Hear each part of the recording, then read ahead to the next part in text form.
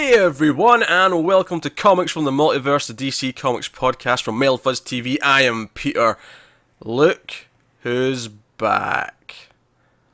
Yeah, I've returned. I mean, I wasn't supposed to miss last week. You weren't. That's fair. Which is why we're getting two Red Hoods this month, because you were supposed to do the Red Hood last week. Yeah. So this week there's a Red Hood, and that is to make up for last month's lack of Red Hood, and then you'll have another one later in the month, unless he skips out again, like he did last time. The coward that he is. It's unlikely. So that's Connor, by the way, that I'm making fun of, in case this is the first time you're listening or watching. Matt's also here. Hey, what's up? I'm a little under the weather. I got sinus pressure because it's that time of year. Yeah. Where my environment tries to kill me, but I won't let it. I have to say, this is my favourite time of year for weather, actually, because all summer, like, it's too warm, and then this is the time of year where there's a nice breeze coming through the cracked open window, you know? It's just a nice, you can feel it. Yeah, it's cold, but it's not too cold. It's just nice. Yes, it's not, it's not dead of winter yet, where you're just freezing your ass off.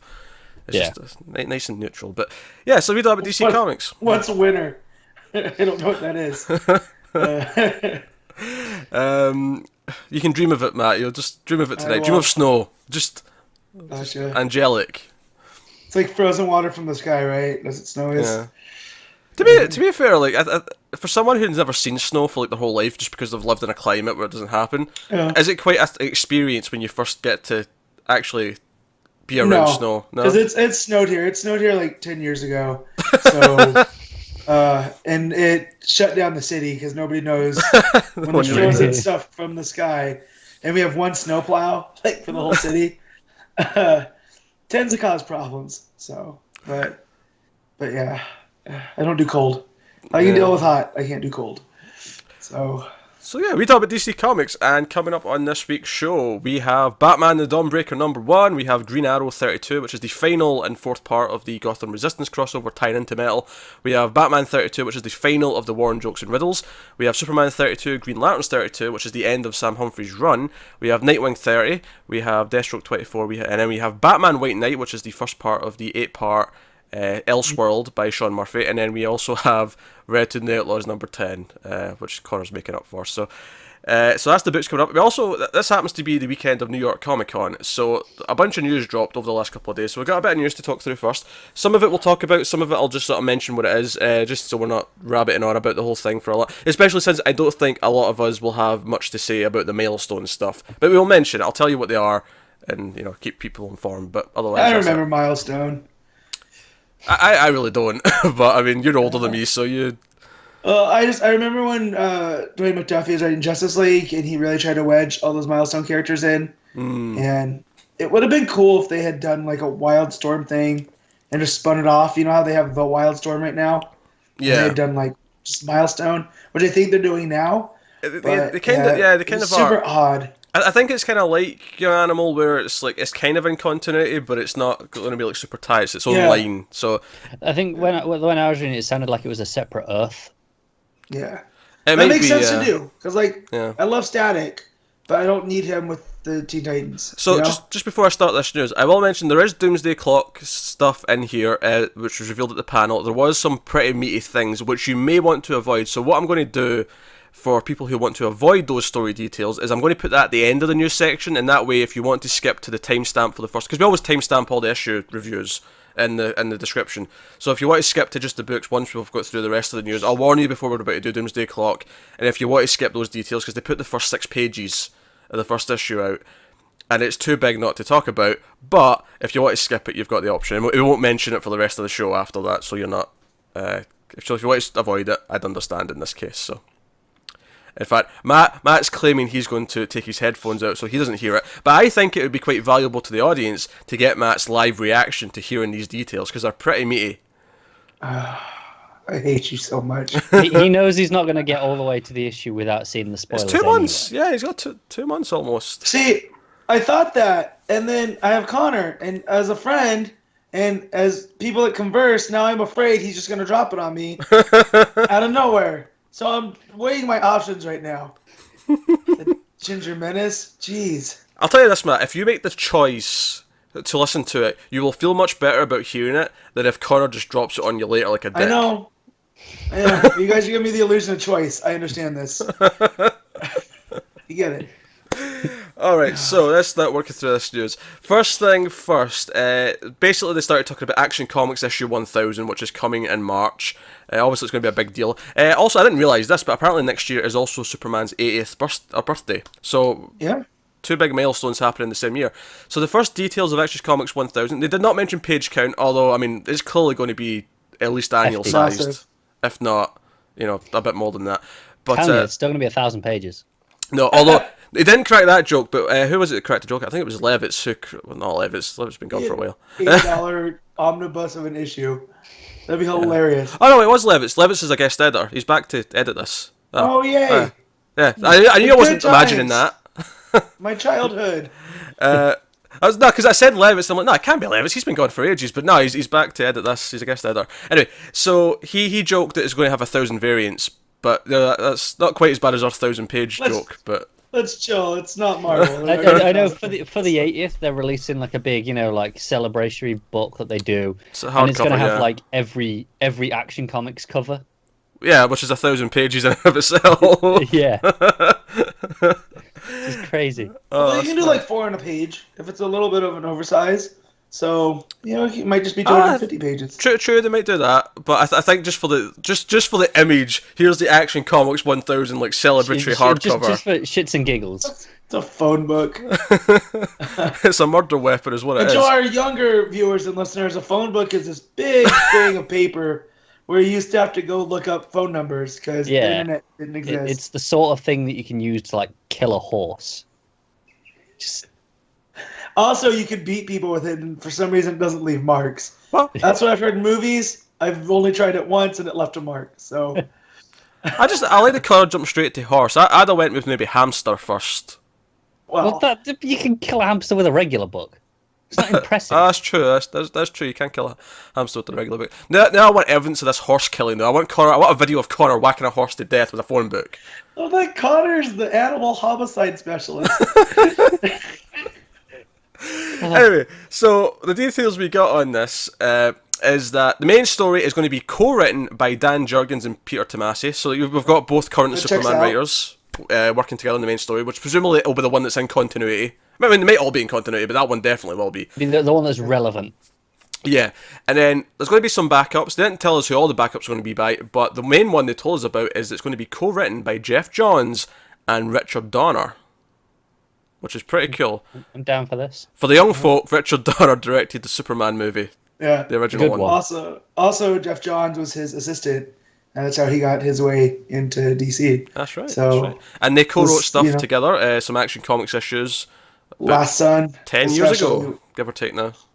Yeah, and that was basically a continuation of Donner's Superman story from Superman 2, and that posited what if Zod had a kid, and what if that kid made its way from the Phantom Zone here, and Superman raised him, which is interesting considering what we've gotten in Action Comics a couple stories back with the Zod family.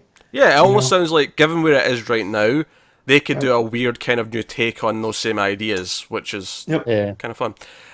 So we got that, and they also mentioned it's going to have a story that's been kind of like lost in the vault from the 1940s that they believe to be by Jerry and Joe Shuster, or Jerry Siegel and Joe Shuster, which is and I think the interesting phrasing there is they believe, and the reason why they say that is because they were known to use ghostwriters around that time, so there's a chance that it's not actually their story, but their names are on it. So Yeah, but it's cool all the same. From my understanding, it was reversed. Like they would write other things because they were under contract to DC. So but the last time I fell for something like this, it was the Century. Like it was this lost, Stan Lee, Jack Kirby creation from the '60s, and it was all just a hoax. I mean, if this is a lost story, cool. I'm a little bit more dubious. What makes me think though is let's just assume it's completely legit. It's like, well, why was it not published? Is it just because it was the bad one? Is it because it was really weak? Yeah. And now it's just got the novelty of being the one that wasn't published. Or what if they just tell the first Superman story, the Superman that they didn't run with? You know what I mean? Like that'd be cool.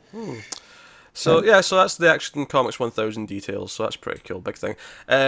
This next thing is actually quite big, but it's so far in the future that there was almost no details for it. But they announced that they're relaunching Vertigo next August. Cool. Huh. That was it. It was just where the Vertigo imprint is completely relaunching next August, full new line, new executive editor Mark Doyle. This is also the 25th anniversary, which is why they're sort of timing it with. But there's no other details. So, but obviously worth mentioning. But yeah, it'd be interesting to see what sort of books they'd launch it with. Especially since we have Young Animal, we're going to have Maelstone. We're going to have these. They're not called Dark Matter anymore, but like. And obviously, Vertigo is kind of the closest thing that they have to a rival to the Image stuff.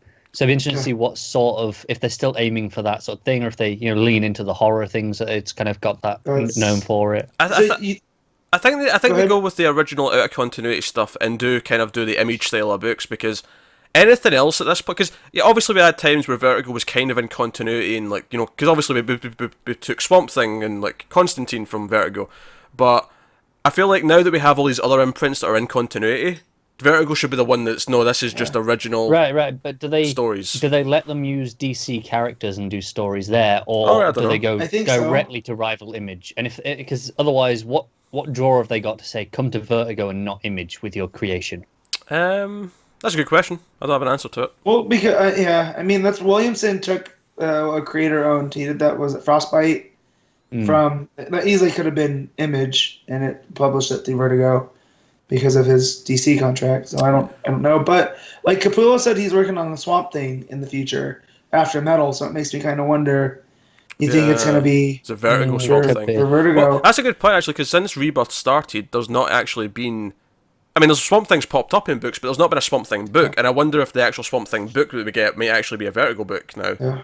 If that's what we touched on that continuity with the older Constantine, and you can have the main Earth Zero Constantine interact with Superman and Batman, but then you can have the more traditional. They did this thing where when they finished Hellblazer and they moved Constantine into what I think it was during the New 52. It was like it was one or the other, but why not have both?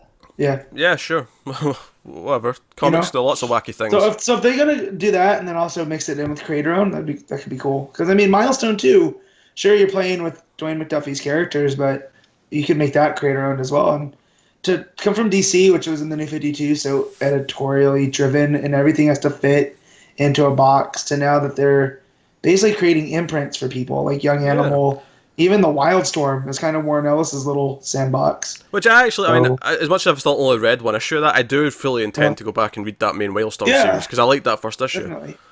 But no, I think it's good. I think it gives all these niche books a chance, and I think having it under the DC umbrella maybe gives it a bit of a spotlight that, Image has got big enough of a brand itself now to not need that, to be on par with that. But and there's imprints within Image as well, because you have like Skybound. Which, it's Kirkman's, and but then you have like Brubaker and his stuff is all by itself, like Criminal. Yeah, I'm just thinking compared to all the smaller publishers that you're. I feel that's kind of the way to go, though. It's kind of like when, we bemoan it in the movie industry, how they kind of bought up all the smaller studios and just made them imprints of the bigger studios. It's kind of like what comics are doing, but I think it helps with comics because, like people were saying, you could put a spotlight on these smaller books because of the association. I mean, that's how I found Birthright, which is Williamson's Image book, through Skybound, because it had this spotlight put on it that had that. We're talking about what's the appeal for writers or creators to go to Vertigo rather than say Image, but maybe the appeal is that two things. One, it'll be writers who are exclusive to DC have a place to do some non-superhero stuff. Like they'll say, we'll let you do something over here as well to keep your creativity going. That's the thing. They usually can't. Usually the exclusive contracts are only to specifically not Marvel. They can still do Image as well. Yeah, I mean they do, but I'm just wondering if this is like an extra thing where they can say, look, you're with us. Here's an imprint, and maybe they are going to give them more freedom with it. Maybe they're going to give them more benefits with it. But then the other thing I think might be a thing here is DC have their writers' workshop, and they develop new creators. And I wonder if Vertigo's another neat way of saying, here's a place for them to play before we let them before they give them the keys to the big characters. Here's a place where they can do their own thing and develop as writers and artists. They're just thinking like Lemire and his exclusives, right? It kind of put a damper on his creator owned, and then we get Black Hammer through through Dark Horse. Like, imagine if he was still exclusive with DC, and he was able to still do his DC work, but also do Black Hammer through Vertigo. Yeah, that always struck me as a Vertigo style story. So yeah, it does feel like it could be in Vertigo, doesn't it? Yeah, so whatever it is, it's cool. I like the more type of brands, and because again, the New 52, among its many faults, everything was so streamlined and everything felt the same. And now, if you want to branch off and tell different stories, you can, and you're not pigeonholing people to certain things. Speaking of lines and imprints, Dark Matter is something that was announced a while ago, and we know about all these books that are coming out of it. Now, it's been renamed, actually. It's not called Dark Matter anymore. Mm-hmm. What's it called? It's called The New Age of DC Heroes, which I think is them saying this is not an imprint, this is still all in continuity superhero stuff. It's just, this new wave of books. That's good. That are coming. Yeah. So, along with that announcement, they announced 2 new books that are coming as part of the line. So obviously we have all the ones we had before. We now have The Curse of Brimstone, which is written by Justin Jordan and art by Philip Tan. It's going to start in February 2018. And Dan Didio called it our horror book. Makes sense from Justin Jordan. Yeah. There's no official synopsis here, but I'll give you what they sort of said at the panel. We see a character from a coal town and watch it die. What about the rest of the country? What happens when those places are ignored? We always see about Gotham Metropolis, said Jordan. He gains the ability to turn into a character who has the ability to return to the town to its original stature if he takes a mysterious man's deal and become his agent. So that's very kind of vague, and obviously because it's not a properly written paragraph, it's kind of stilted. But it's Lovecraftian and like Stephen King-esque, so it's weird to mesh superheroes in there, but I'm open to seeing what that's about. I like Justin Jordan. Yeah, I like horror stuff. And then the other book is called The Unexpected. It's written by Steve Orlando. Art by Ryan Sook. It's described as a mystery book. It's a team of enemies that hate each other only slightly less than the world around them. It's Dark Tower meets Seven Samurai, said Orlando.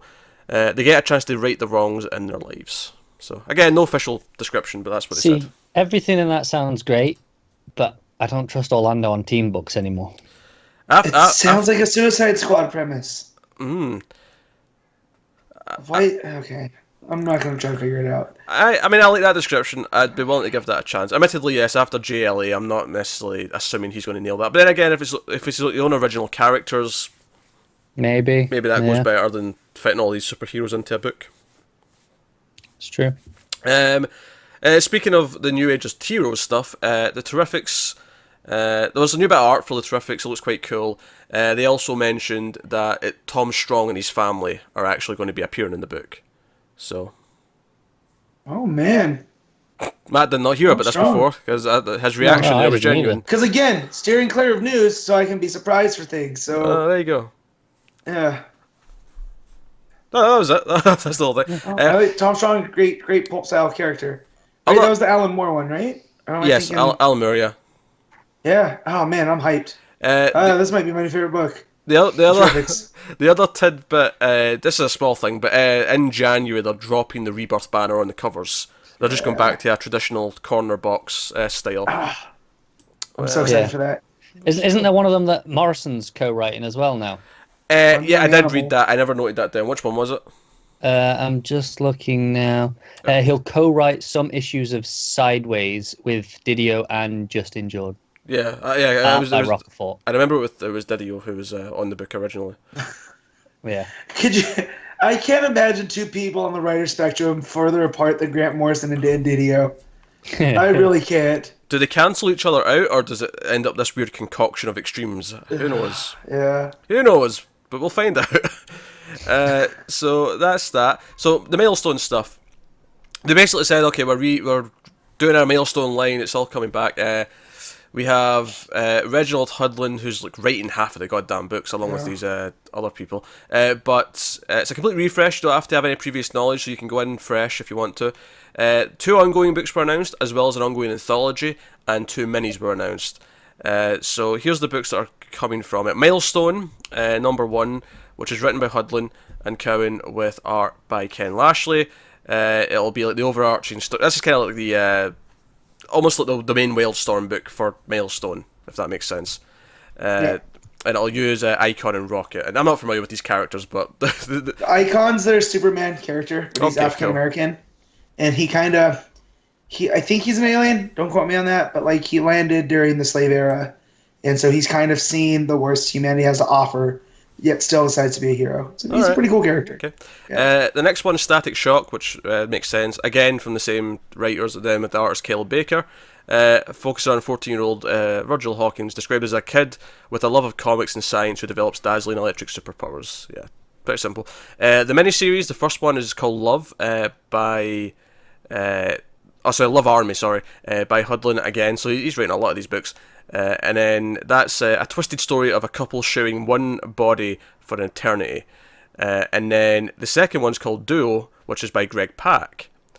That was what Duo was. They put the descriptions the other way around for some reason. Ooh. So Duo's the two people sharing a body. Love Army is about a secret army of women with amazing abilities and super strength sworn to protect the planet. So those two are minis. They didn't mention how many issues, I don't think, but I'd guess 6. Nice to see Pack back over at DC. It is. That is the one thing that stuck out to me in this whole thing, is that Greg Pak's doing a DC book. And then the anthology title's called Earth M.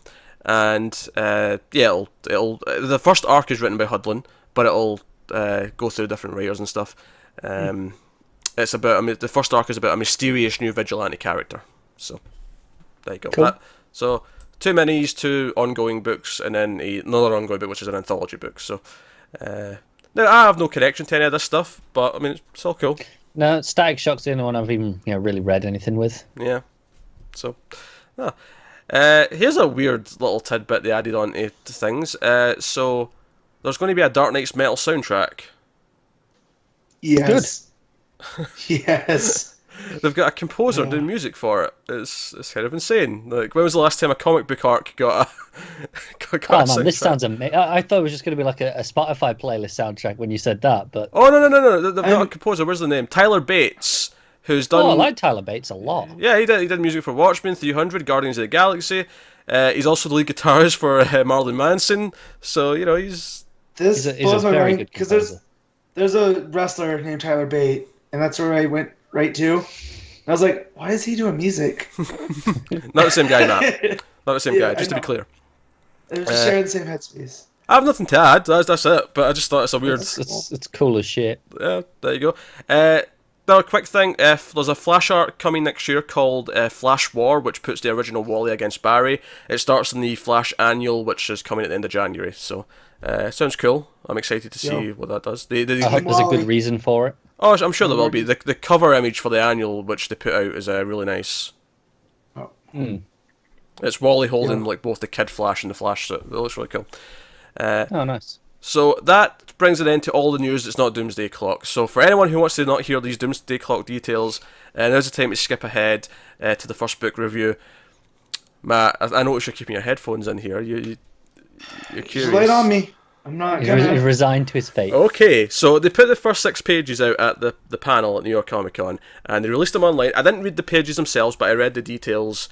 I looked at the pages. They're uncoloured and unlettered. Right, okay. So they're not finished pages yet. Well, that's fair. So, this is more of a direct sequel to Watchmen than I think anyone was predicting. We actually have scenes in the Watchmen universe which take place after the original story. They take place in 1992, and it seems that Rorschach's journal did get out, and everyone now wants to find Ozymandias. He is the most wanted man on the planet. The US and Russia are on the brink of nuclear war. Tensions are as high as they've ever been. And so 92, not 2017, right? Yeah, just okay. Watchmen universe. And the big bombshell at the end of these 6 pages is that Rorschach is alive. What? Or at the very least, it's someone dressed as Rorschach. Oh, sure, yes, okay, that's a fair point. I have a feeling they're going to swerve it later on, and we'll find out that it's someone else wearing the mask. But at the very least, it could be Night Owl. It could be Night Owl, yeah. The fact that Rorschach's supposed to be the question, and the whole point of the question is to pass on, like the whole Vic Sage. Yeah, it better be passed on because that dude got exploded. I'm hoping so as well. I feel like it might feel a little bit cheap if he's just back. Yeah, because he was a man of black and white, and he did not want to live in that world where Adrian Veidt could get away with what he did, even if it was for a good cause. I think it just makes sense, like the idea that because Night Owl witnesses what happened to him, the idea that he was inspired and continued the mantle because of what he saw makes a lot of sense. Ultimately, I suggested Night Owl because of that there. But if the diary got out and everyone's read this, it could have been anybody who got inspired. It'll be someone we know, though, probably. Probably, yeah. Yeah. I'll just not spoil, but just reveal this now. Me and Connor for the monthly episode next month for November. Before this comes out, we're going to do Watchmen for next month's book. You guys going to do the supplemental materials too? Probably not. Or like, okay, no Black Freighter, no. Well, Diary of Rorschach, like. Black Freighter's technically part of the main book, so I guess we would be doing that. Yeah. Although that part's a bit more of a chore to get through, if I'm honest. Just from memory, from when I first read it. I remember not particularly enjoying those parts of it, even though I loved the rest of it. But yeah. So big stuff. Honestly, there's nothing about what I've. I mean, as much as I wasn't expecting full-on Watchmen sequel stuff in here, nothing about it actually bothers me on a conceptual level. Like, all of it sounds quite good. No, like I said, if it is just Rorschach back, I will be a bit disappointed because it's a bit. It kind of undermines that moment. But here's the thing, though. Like, we probably won't find out until like issue 10 of the series. Like, man, yeah. I'm getting tired of the Manhattan shenanigans right now, and if there's gonna be predicated on more Manhattan shenanigans, I'd be a little bit upset. There's going to be Manhattan shenanigans, Matt. I know. I'm talking about Rorschach. Like, if he didn't explode him, he just moved him to a different, You know what I mean? Like, I'm gonna be that feels like a retcon at that point. Yeah, when that's what John's famous for, right? Yeah. Jeff Cons. mean, it wouldn't ruin the whole thing for me if Rorschach is just back, but my money right now would be that it's someone else wearing the outfit. Yeah. Yeah. I know there are people saying, "Oh, it can't be," because Johns was talking about getting Rorschach's voice right, and I'm hoping that he was referring to diary entries, things like that come out. That we'll get some and of it's that. also like in another more work, V for Vendetta, that V was meant to be a character that can be passed on. So that voice of that character, while it could be a different character assuming the mantle, you still want it to sound the same. Yeah, just think about when Dick became Batman, he had to practice his Batman voice, so he sounded like Batman. So even though it's someone else wearing the mask, like, it could still be the voice. Just Rorschach could still need to be accurate. So and that's it. I mean, especially if it's part of the image, isn't it? Yeah, that's what I was going to get to. Man, that's not at all what I thought it was going to be. So, well, I don't think. I mean, I don't know how much of it's going to take place in this Watchmen universe. Certainly, this feels like it might be. Like, will we keep a prologue, doesn't it? Yeah, will we keep will we just start there and then it'll come into our DC universe, or will it be swapping between them for the whole thing? I just want to know how upset Alan Moore's beard is. Oh, he's screaming into the night. He's on the top of a mountain somewhere, just screaming, and his beard is just expanding exponentially. He's doing some sort of ritual to try and stop it as we speak. Well, he was already mad at Johns for messing with the Blackest Night prophecy from the Tiger story in Green Lantern. So. And he was always taking shots at him, like, oh, well, you can't create your own stuff, so you take little tidbits of what I did and expand on it. And it was kind of like, well, that's what Grant Morrison does. He leaves breadcrumbs so others can play with it. Yeah. So I think at this point, like, I feel like DC have just accepted they're never going to be in his good books anymore, so they just don't worry about it. And you say that, but don't forget, Moore and Morrison hate each other as well.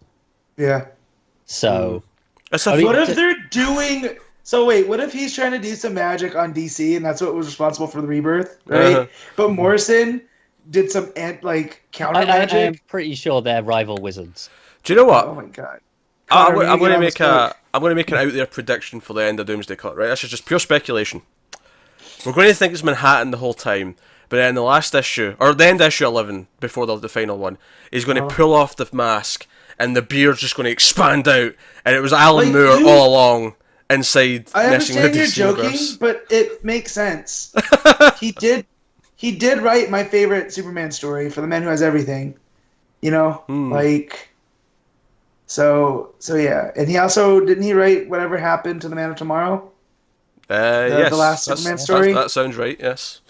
Yeah. So the fact that this character would be messing with Superman because he felt that he's lost his way and Earth doesn't deserve him. If it is Alan Moore living on Mars, I'm not going to be upset.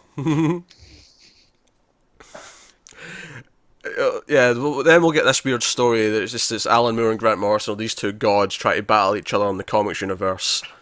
Again, I 5 years ago, I would have hated that, but I want it in my eyes right now. Okay, I think we've talked about that as much as we should before we start getting really silly. Yep. Alright, that'll take us on to the comics this week, and we're going to start off, as we have been doing these past few, with the Metal one-shot, Batman the Dawnbreaker #1, Sam Humphries writing, Ethan Van Sciver on art. This is, obviously it's the Green Lantern, evil Batman, who in this particular case, he gets a Green Lantern ring immediately after his parents are shot. That's kind of where we start off in this issue. Problem number 1, keep going. Keep running tally, dear viewers. So that's the whole thing. He immediately, because he's given this power, goes after the shooter, kills him right away. He's a hero for a little bit, or at least he's seen as a hero for a little bit because he's like dealing with all the criminals, but he just keeps getting more violent, he keeps killing more people. He's just, this militant, and he's still young, he's like a teenager the entire time. Like he's never... Problem number 2. Keep going. There you go. Matt's racking these up. I know something that's really going to upset Matt, though. It's alright, I'm going to fight back in a few minutes. Oh, okay. So, after he's killing people left and right, he kills James Gordon, kills villains, kills him, and then the Green Lantern Corps are like, wait a minute, this new Green Lantern, what's he doing? He's got all this murdering going on, let's put a stop to this. So, Dawnbreaker Batman here then takes out the entire Green Lantern Corps by himself in one double-page spread. Problems 4 through 29. Do you know, I read that page and I went, Matt's going to be pissed at this page. I can feel it. I'm not kidding. I read this early in the morning, and granted, the week, close to home and stuff, not in the best headspace, but I read this and I yelled out and might have woken up my wife and got yelled at. So, and she heard me from downstairs. I was downstairs eating breakfast reading this. So, yeah. So, like, I understand now that this is the Upside Down, right? I'm rewatching Stranger Things, and that's the best way I can... The Dark Multiverse, right? It's the Upside Down. That's perfect name for it. Nothing is what it should be. In fact, that's exactly how Kendra showed them what it was. She did the exact same thing from Stranger Things and just flipped the map. I know. And I was like, duh. Right? Like, it should have been... So, and I get that these are choices that were made, and this is why these worlds can't exist, right? Mm-hmm. But this was just lazy storytelling, because have him be a Green Lantern and go through the training and then get corrupted, because the immediate corruption of the ring and the too much willpower, Sam Humphries just wrote a story about what happens when there's too much willpower, right? And what happened to that Kryptonian that had too much hope and willpower? Got boom. Right, got straight up burned up. So the writer had established these rules previously. Now, granted, it's a maybe different not universe to readers. entirely. It's a completely different world. No, but this is still based off of the world of the proper universe, right? But, light universe. Why can't the rules be broken? Like, that doesn't mean the rules are the same. Yeah, but so it gets corrupted, right? Which by Batman.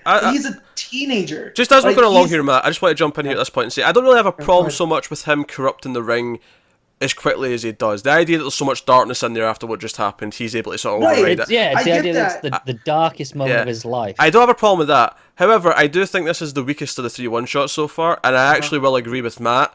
I am not particularly fond that him in his inexperienced state can take out the entire Green Lantern Corps. That was just a step too far for me to swallow. Have him go through, and you see him age up, and he's this, this Green Lantern of Gotham, and Gordon's uneasy with it because he really can't control it, but he's still like he does with Batman, right? He lets him, and years go by, and it just has led to him getting darker and darker, kind of like Sinestro, right? When Sinestro turned that symbol into a symbol of fear on Korugar, because absolute power corrupts absolutely. And then have him take out the Green Lantern Corps, like Hal Jordan did when he was Parallax, right? There's precedent. But this seems like it's been no more than 2 years, he's still a kid. Like it just feels too easy. It doesn't feel earned in the Yeah. story. Is my problem. I'm not really fussed about this. Oh, it should have been years and it should have been this. Like, have him take out the Green Lantern Corps one by one, or have him corrupt the battery first and have them all weakened or something. But if it was this double page spread, it just the story's there. Like there's story beats there that you can do stuff with, but it just like, and the Van Sciver artwork is fine. Like, in fact, the darkness to it is even brought out more than I think I've seen since Sinestro Corps War. Yeah, actually, just in terms of things I liked about the issue, I would say I liked that his constructs were this darker green. It was this sort of dark kind of thing. Exactly. I liked how it ended. I liked how he basically just says he wants to take the light away so that everyone's like him, and then that last page is just the one narration box on black. I like that. I think that's a nice little touch to end it. I appreciate that. The whole idea that this Green Lantern, the Batman, is like, he's all about the void and the absence of light than he is about the light itself. Right. That's a nice touch. I like that. There's another thing I didn't like, though. That fits with the name of the Dawnbreaker, because at there's a hope that at the end of the night, the sun will rise. And he doesn't want that sun to rise. And that's cool. Again, I like Sam Humphries a lot, but there's a lot here that are just like, Here's the other thing I didn't like, though. The past two one-shots we've had, the Batmans in those have had specific connections to why they've went after their cities. Flash was inside that Batman, and he shared some of the memories and stuff, so that's why he went to Central City. Cyborg's Batman, he went after Detroit because of Cyborg. This Batman just goes to Coast City because, well, that's where Green Lantern is, I guess. Yeah, that character himself has no connection to that city. Yeah. Or reason also, to go there. The Dr. Fate show up at the nick of time.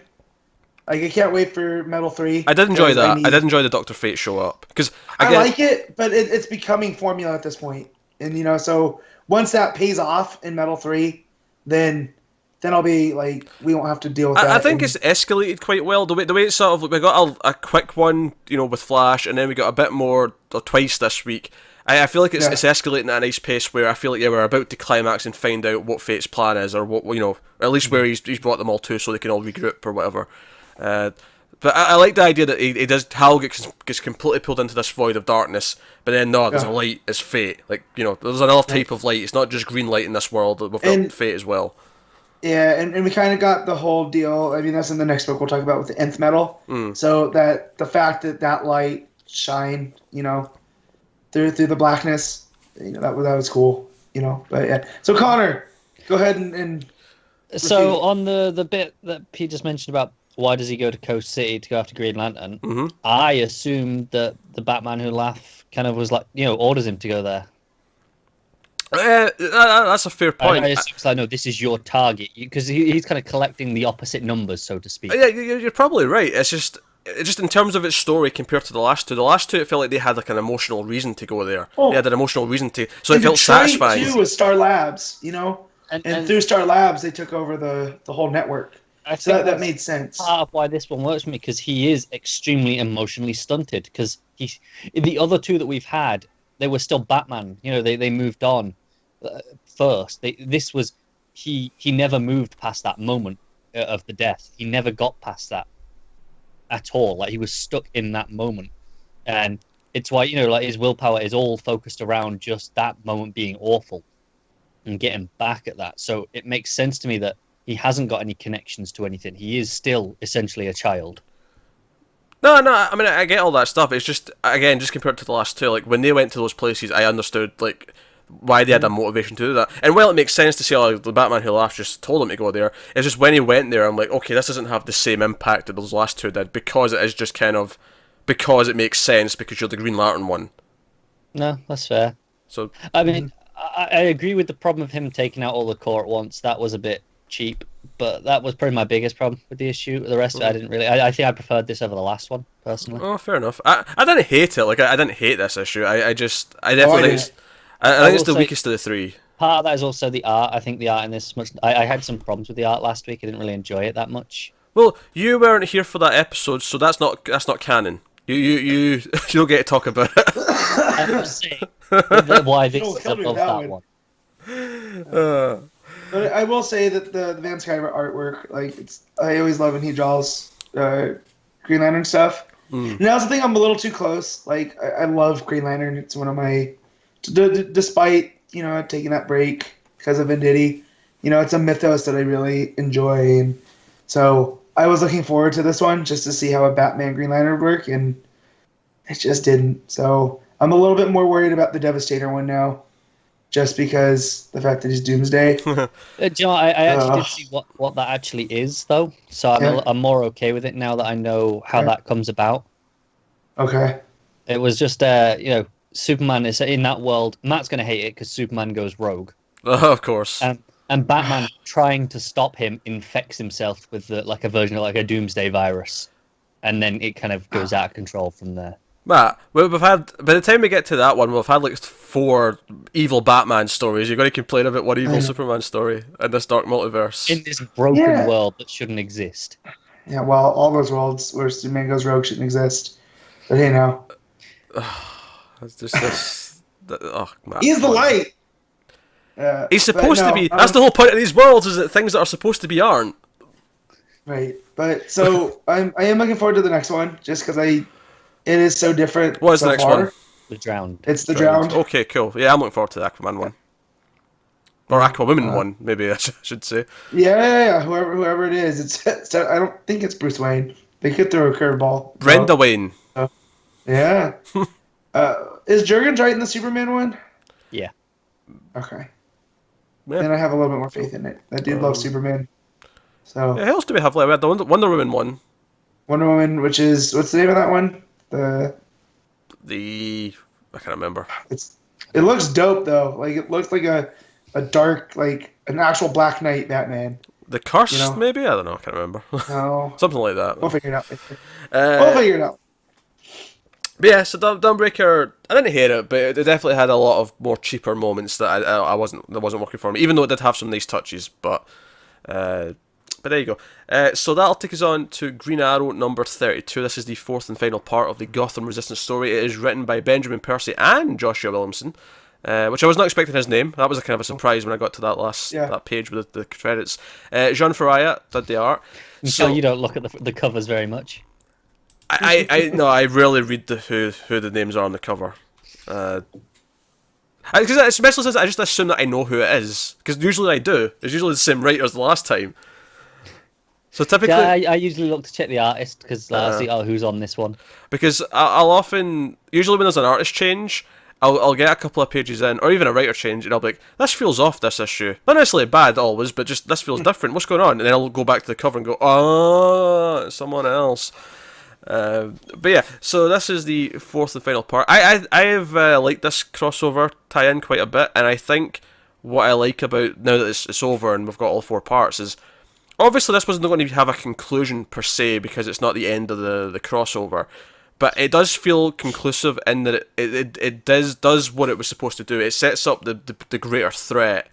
It serves its purpose. Yeah, and it really feels like the next crossover is going to be kind of a sequel to this, in the sense that all the Justice League who have been taken from the one shot, so Flash, Hal, all those, they'll be in the Justice League crossover that's coming, next month? Early December, whenever that is. So what does that start with? That start with Flash. I can't remember, probably. But it feels like this serves its purpose. It sets up the threat and how, because our heroes fail. Like, Harley Quinn gets taken, all the evil Batmen show up, and Nightwing, Robin, Green Arrow, and Mr. Terrific have to run to survive. They just can't succeed. But they do find out one crucial detail, is that the nth metal can hurt them.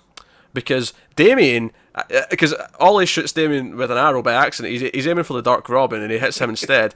And then Damian, for the little shit that he is, has this total badass moment where he just pushes the arrow through himself to hit, to stab him as well. And we find out the nth metal hurts them bad. So that's the kind of our big final reveal, is that we know how to hurt them now. Yeah, so it makes me wonder if all these other metals are from the Dark Multiverse. But nth metal is of this multiverse, and that's why it's so tied into Hawkman and the Helm of Naboo and all that stuff. So no, obviously Dr. Fate shows up and gets them out of Dodge. That panel where he appears is just gorgeous. It's pretty cool. I like when Dark Batman Who Laughs shows up because they find like the Titans and the squad on like this metal machine thing, and it's like they're harvesting them and they're going to infect them with metal, and if they infect enough people, this will all get dragged into the Dark Multiverse. And the Batman Who Laughs shows up in his evil Batmobile, and I love Harley's little Mr. B. Our little moment there. That was pretty good. Her confusion. I love the panel layout. There was often these like squared panels, but rounded edges, and it stuck out, and it looked almost like a screen rather than just the regular panel. It looks like they're being watched. Actually, there was one page in particular. It's a 9-panel grid, but no, it doesn't look like screens. It looks like they're playing cards because you see the Joker's finger, the Batman Who Laughs finger, is at the top. That's a separate one. And it's like they're all. It's like he's laid out all these cards because they're all kind of. Some of them are skewed as if he's just sort of thrown them down the table. That's a pretty cool little touch.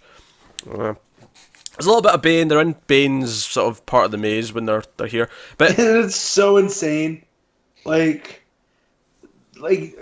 jacked up Scarface and Wesker are fighting each other, and he has a wrestling announcer that's calling everything, like the fights as they happen. It was a lot of fun. I would like to see more of this realm, I have to say I'm having a lot of fun with metal because I don't know if anything's really going to be universe changing, but everything is just balls to the wall fun. Yes, and I like this so far. It does really feel like the one shots and this tie-in crossover. It really feels like it is benefiting having it all going concurrently. It feels like this does take place because even at the end it says the fallout of this is in Metal number 3, which we're getting next month. It feels like everything is actually sort of moving alongside. Yeah. Oh, next week. Sorry, you're right. It's next week. Yeah. I'm forgetting we're in October now. It's been that kind of week, but so it's I like it. It's very neatly tied in.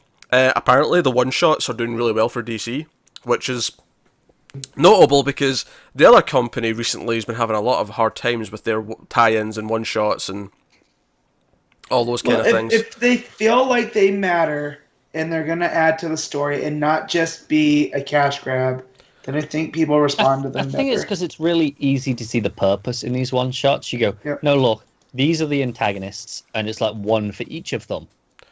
It works. Whereas, it's not just here's a one shot for the sake of a one shot. And then you have this crossover, which is like, okay, what are all the other heroes doing when the cities are falling apart? What because the main book's obviously Batman, Superman, and your those characters, and where they are, this is dealing with other stuff.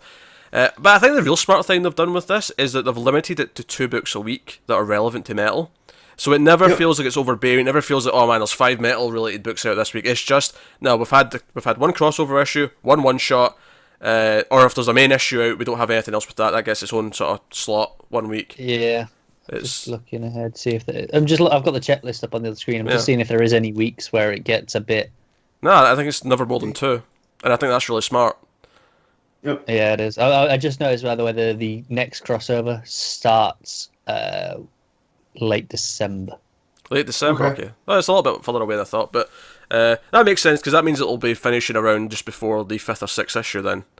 So it'll be towards the end of the overall thing.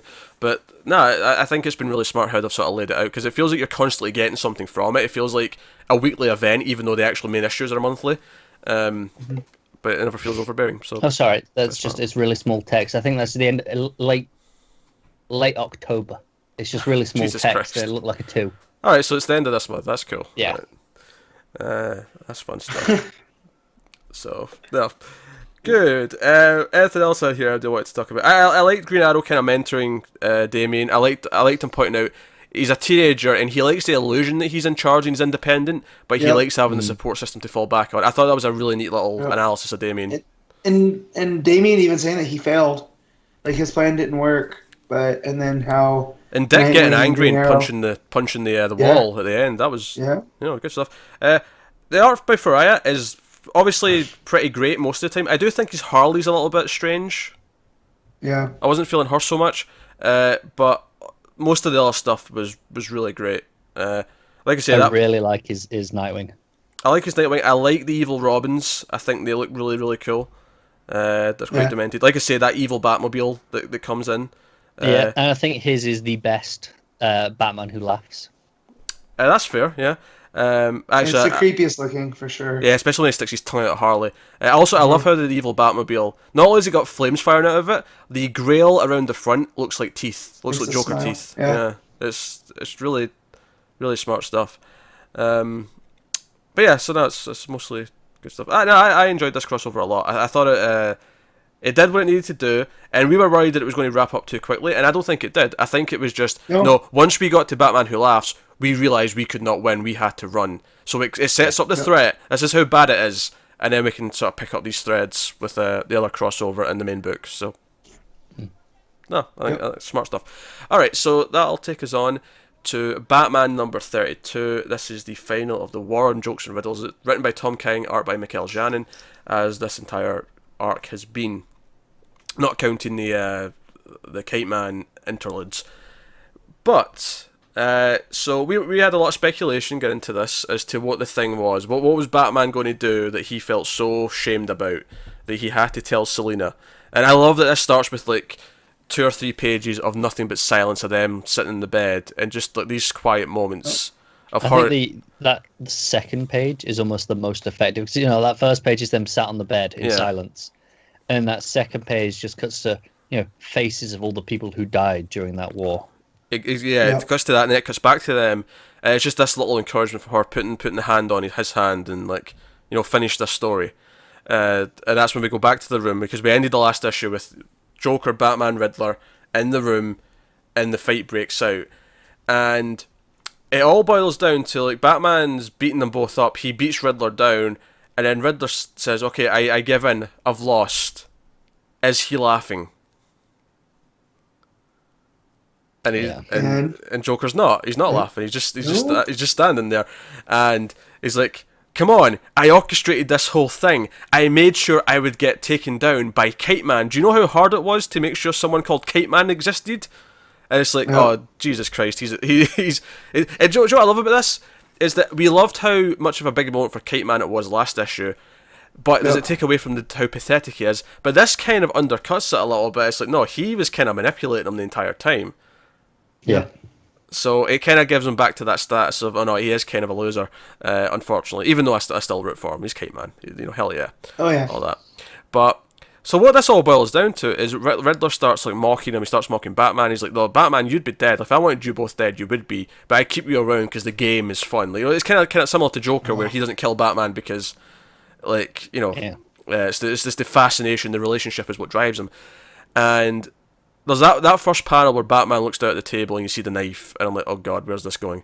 That is foreshadowing to the nth degree, and it builds up and it builds up. And as Riddler's talking, I killed his son. He talks about killing Kite Man's son, and it's after he mentions that the Batman starts narrating about this. He's like, he killed Charlie, and he asked Kite Man, if I say the bad word, will I go anywhere else? And then he never answered. Mm-hmm.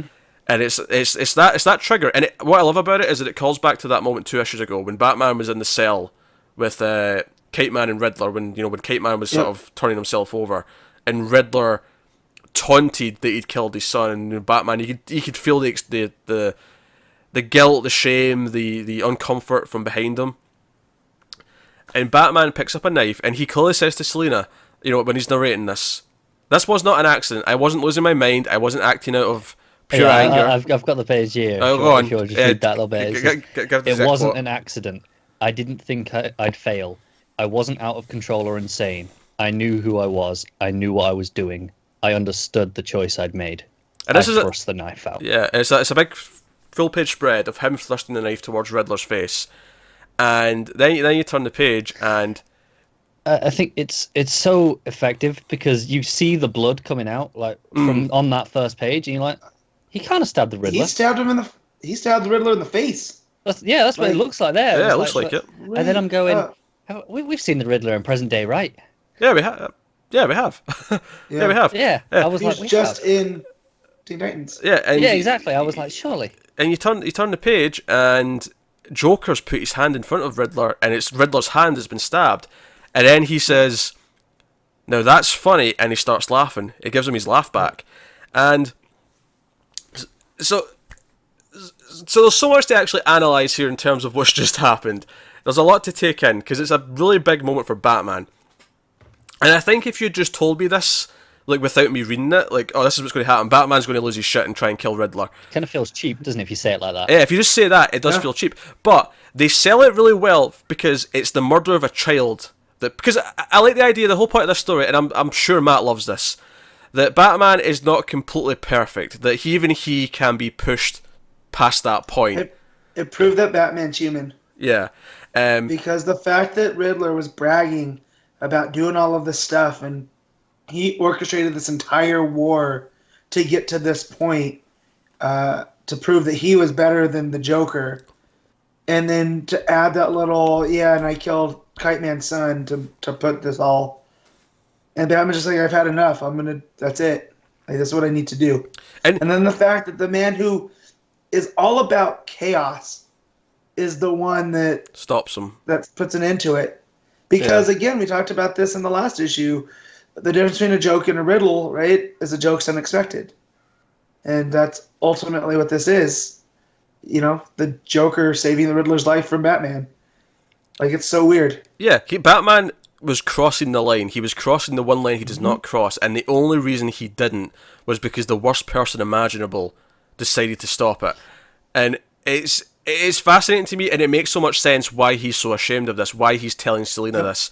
And the funny thing is, Selina's kind of a grey area character. She isn't necessarily against killing people the same way Batman is. She's a bit more, villainous, and has been in the past. But she's like, this is okay, Bruce. It's okay. Like, yeah, sure, he helped make you who you are. Like, your legend, your line that you don't cross, that you stick to so adamantly. Like, sure, he might have helped create that, but how many things in my past have helped create me? Like, we're all sons of our past. I love the idea that Joker did it to keep Batman how he was, because the idea if he'd let Bruce kill him, Bruce loses focus. There's no challenge. There isn't that game anymore. It's over. But Joe, what I love about this as well is I love the idea that so this was early. This was still an early days Batman. This was like year 2 or whatever of Batman's like cycle. It's before Robin. Yeah, right? And and he is younger. He's less experienced. He maybe is more prone to like crossing that line if he gets close to it. I think present day Batman would never even get this far. Like he's so. I think that's why this had to be a story in the past. Yeah, exactly. But I think what I love about it is that Joker did in a way help sort of cement that he does not cross that. It's always like getting that close. Batman getting that close and being stopped is kind of the final nail that said, I am never going to do that. I do not like that I almost did that. Kind of thing. Like, because he is so ashamed of it. I can almost see this happening in the Nolan Batverse too. Like, where Heath Ledger's Joker was about trying to force him to push that line. But I could see, like, the ultimate twist is, like, he gave him a fake gun, to do it, just to prove. Because there's that unexpected. To prove that he could do it, but he still wanted him to be intact. But you just want him to know. But of course, that just makes him double down on the idea that he does not do that. Like no. Exactly. Huh? Yeah. So no, like I think on face value, if you just told me what was going to happen in this, I might not like it at first. But the more I think about the reasons that he's driven to that point, because it's the murder of a child. It's something so extreme that. It's not just normal crime. We saw him get to that line when he beat the ever-living piss out of Deathstroke and Deadshot, right? Or was it? It was Deadshot that had to be carted away, And he didn't like that line. That's why he joined Riddler's side, And this is also him turning him going to attack the Riddler is kind of him turning his back on that philosophy of straight control, because when you can never fully have straight control of anything, Like, even Riddler never expected Batman to try to end him right there. For all of his machinations, that wasn't in the playbook. Yeah, that's kind of what turned it into a joke. That's why Joker wasn't laughing at first, because this is still kind of expected from him. Yeah. But Batman making the choice to do something off script that he would never normally do is what makes it unexpected, and that's why Joker finds it. That and the fact that Joker gets to be the one who kind of helps save Batman, be Batman. And he's kind of like, you owe me, and it drives their relationship a little more, and it even fits in with Snyder's, like, their whole idea is that Joker loves Batman, like, in this not exactly romantic, but like they need each other. Yeah, he needs And- Batman to stay as Batman, not to cross that line. Exactly. And then, well, I mean, we'll talk about that when we get to White Knight. You know, that is this theme turned on its head. So, yeah, this has gone down as probably one of my favorite Batman stories, just because of the peaks and valleys of it. Not like valleys being bad, but like you have those Kite Man issues interspersed throughout. You know, and he had a pretty solid Batman story throughout. So this is a nice capper. I wasn't expecting it, I'll tell you that much. It was emotional. It's added something else to the Batman. It's added a layer to his character that wasn't there before, I think. And I don't think I'd trust many writers to take Batman to this point, because this could have very easily felt like cheap or out of character or any of these things, and it doesn't. And I think that's when you have someone like Tom King who knows what he's doing, and gets close to that line without crossing it. Almost like Batman himself. It's definitely a story that he seeded throughout. You know, from Charlie, the kid, that whole story. I mean, those were intermissions, but they were still integral to the story. Even just thinking, and that's a skilled writer. Just thinking back to before this arc, though, when he was on the roof talking to Gotham Girl about he doesn't deserve a normal life and things like that. This almost adds an extra layer to that when you think about what he's actually done in the past. Yeah. He doesn't feel like he deserves a normal life, and it's not just because he's committed to his war on crime. It's said that he owes his integrity to the Joker, so he doesn't deserve, because he's not any better than the Joker, as far as he's concerned, because he was going to do it. Yeah, it's fascinating because Batman's often talked about how he's not one of the innocents. Like, you always you would give his life at any second to protect someone who's innocent. He doesn't consider himself to be innocent. And this adds a bit more depth to that. Like, that's why he wouldn't consider himself innocent, because he did almost cross that line, and it's fascinating stuff. I have been thoroughly impressed as this run has went on, and this arc is definitely the highlight so far. Now, let's not gloss over the ending though, because obviously we come back to present day. Catwoman basically says, "Hey, like, who cares what the difference between a joke and riddle is? Our past makes us who we are. That's okay. Yes, you're flawed. That's great. We're all flawed. Get over it, you big log." And she's like, "Ask me the question again." And of course, Janin's art here, which is the fate. Because again, at the start of the book, when it was just in silence, but here again, there's just these moments of pause as silent panels, and he's like, "Will you marry me?" And we end the final panel is just her saying yes, and there you go, end of arc. I am really curious. I think it's really impressive. Just you go back to the art, these last pages. You can. I don't think we ever saw. Really, we didn't really see Selina crying. You have the one panel of her wiping her eye, but you can see it like really obviously in that last page. Like she has been crying quite a lot. With the way the makeup's running, it's like okay, was it just the ending that did that, or has this been like the whole idea of this whole build? Yeah, because he's laying himself emotionally bare to her. Yeah. You get the feeling he doesn't do this very often. So Batman, you kidding? Yeah. If ever. Well, he doesn't have anybody. Every week. Oh, sure. Yeah, well, Alfred's a little bit different though. That's like him calling his dad and be like, "Hey, I messed up," and Alfred's like, "Yeah, it's okay. You'll." That's why we follow Master Bruce, And then, but Selina is like, "No, wow, I like we called him a lunkhead because that was her whole thing." Yeah, we all mess up. You idiot. Like, how can you be so smart and be so dumb? So... Well, that's Batman's whole thing. It's going to be interesting going forward. You know what I mean? He tortures himself. That's his thing. Like, this is who Batman is. He broods. But yeah, so in terms of going forward, like, I kind of hope they go through with this. I hope we get a good amount of time with them being a married couple. I think that would be a fascinating dynamic to have in the main Batman book. And you look back at that thing that King started at the end of the I Am Gotham arc where Gotham Girl kind of brings about the end to Batman. Like, what if he stops being Batman for a little bit because of Selina? And it's kind of that Dark Knight Rises ending. See, I'm a little concerned because if I remember correctly, that whole thing it was Bruce Wayne's dead, not Batman was dead. Oh crap!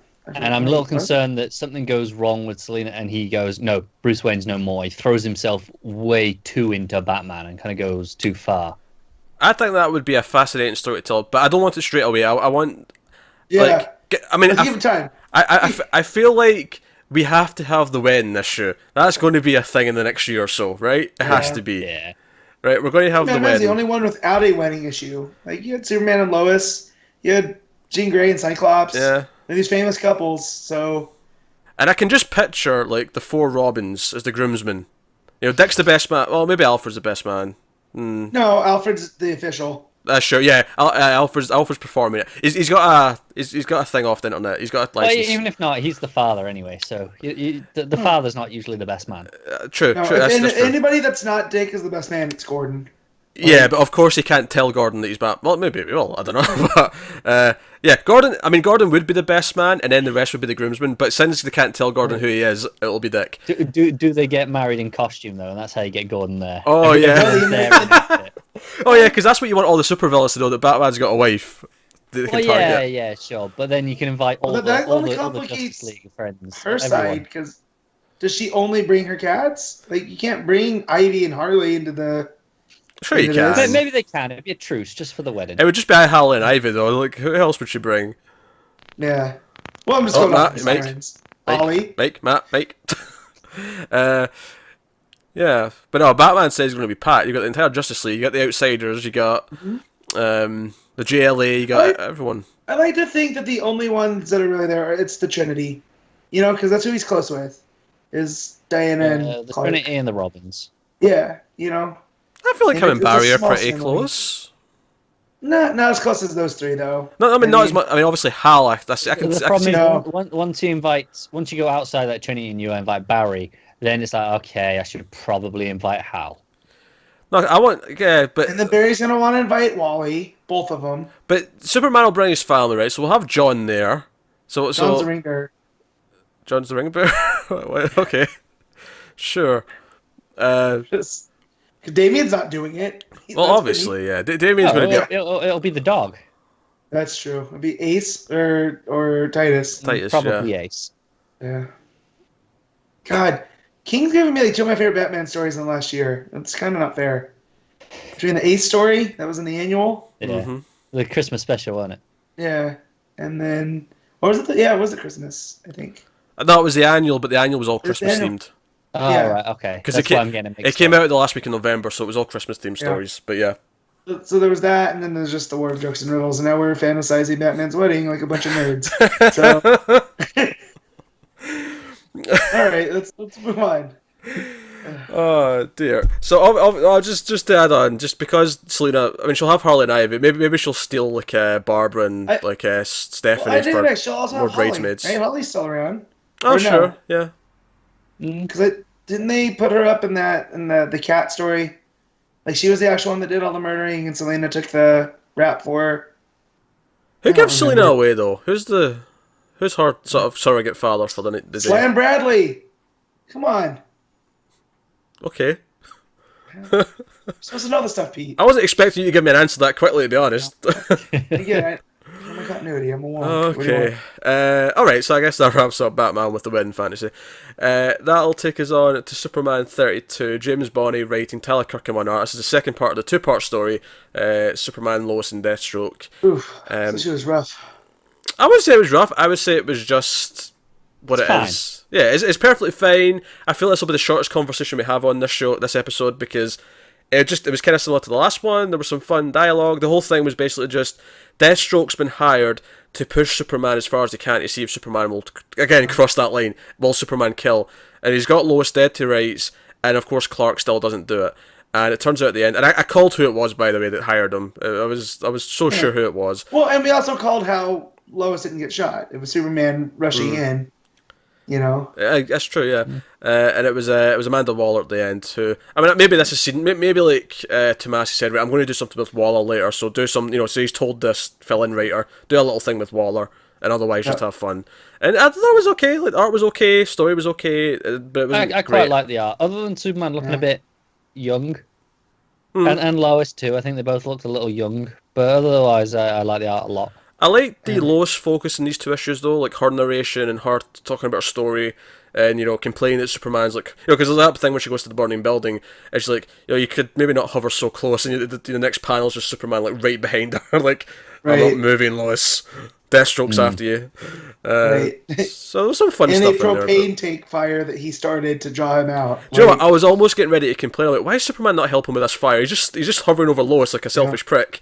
But luckily enough, within the next couple of panels, he's like, okay, I'm going to go in and take care of this. But it was okay, cool. But that's basically it. I have almost nothing else to say. It was the definition of a fine fill-in issue that didn't do any bad things or any good things. Still better than the road trip.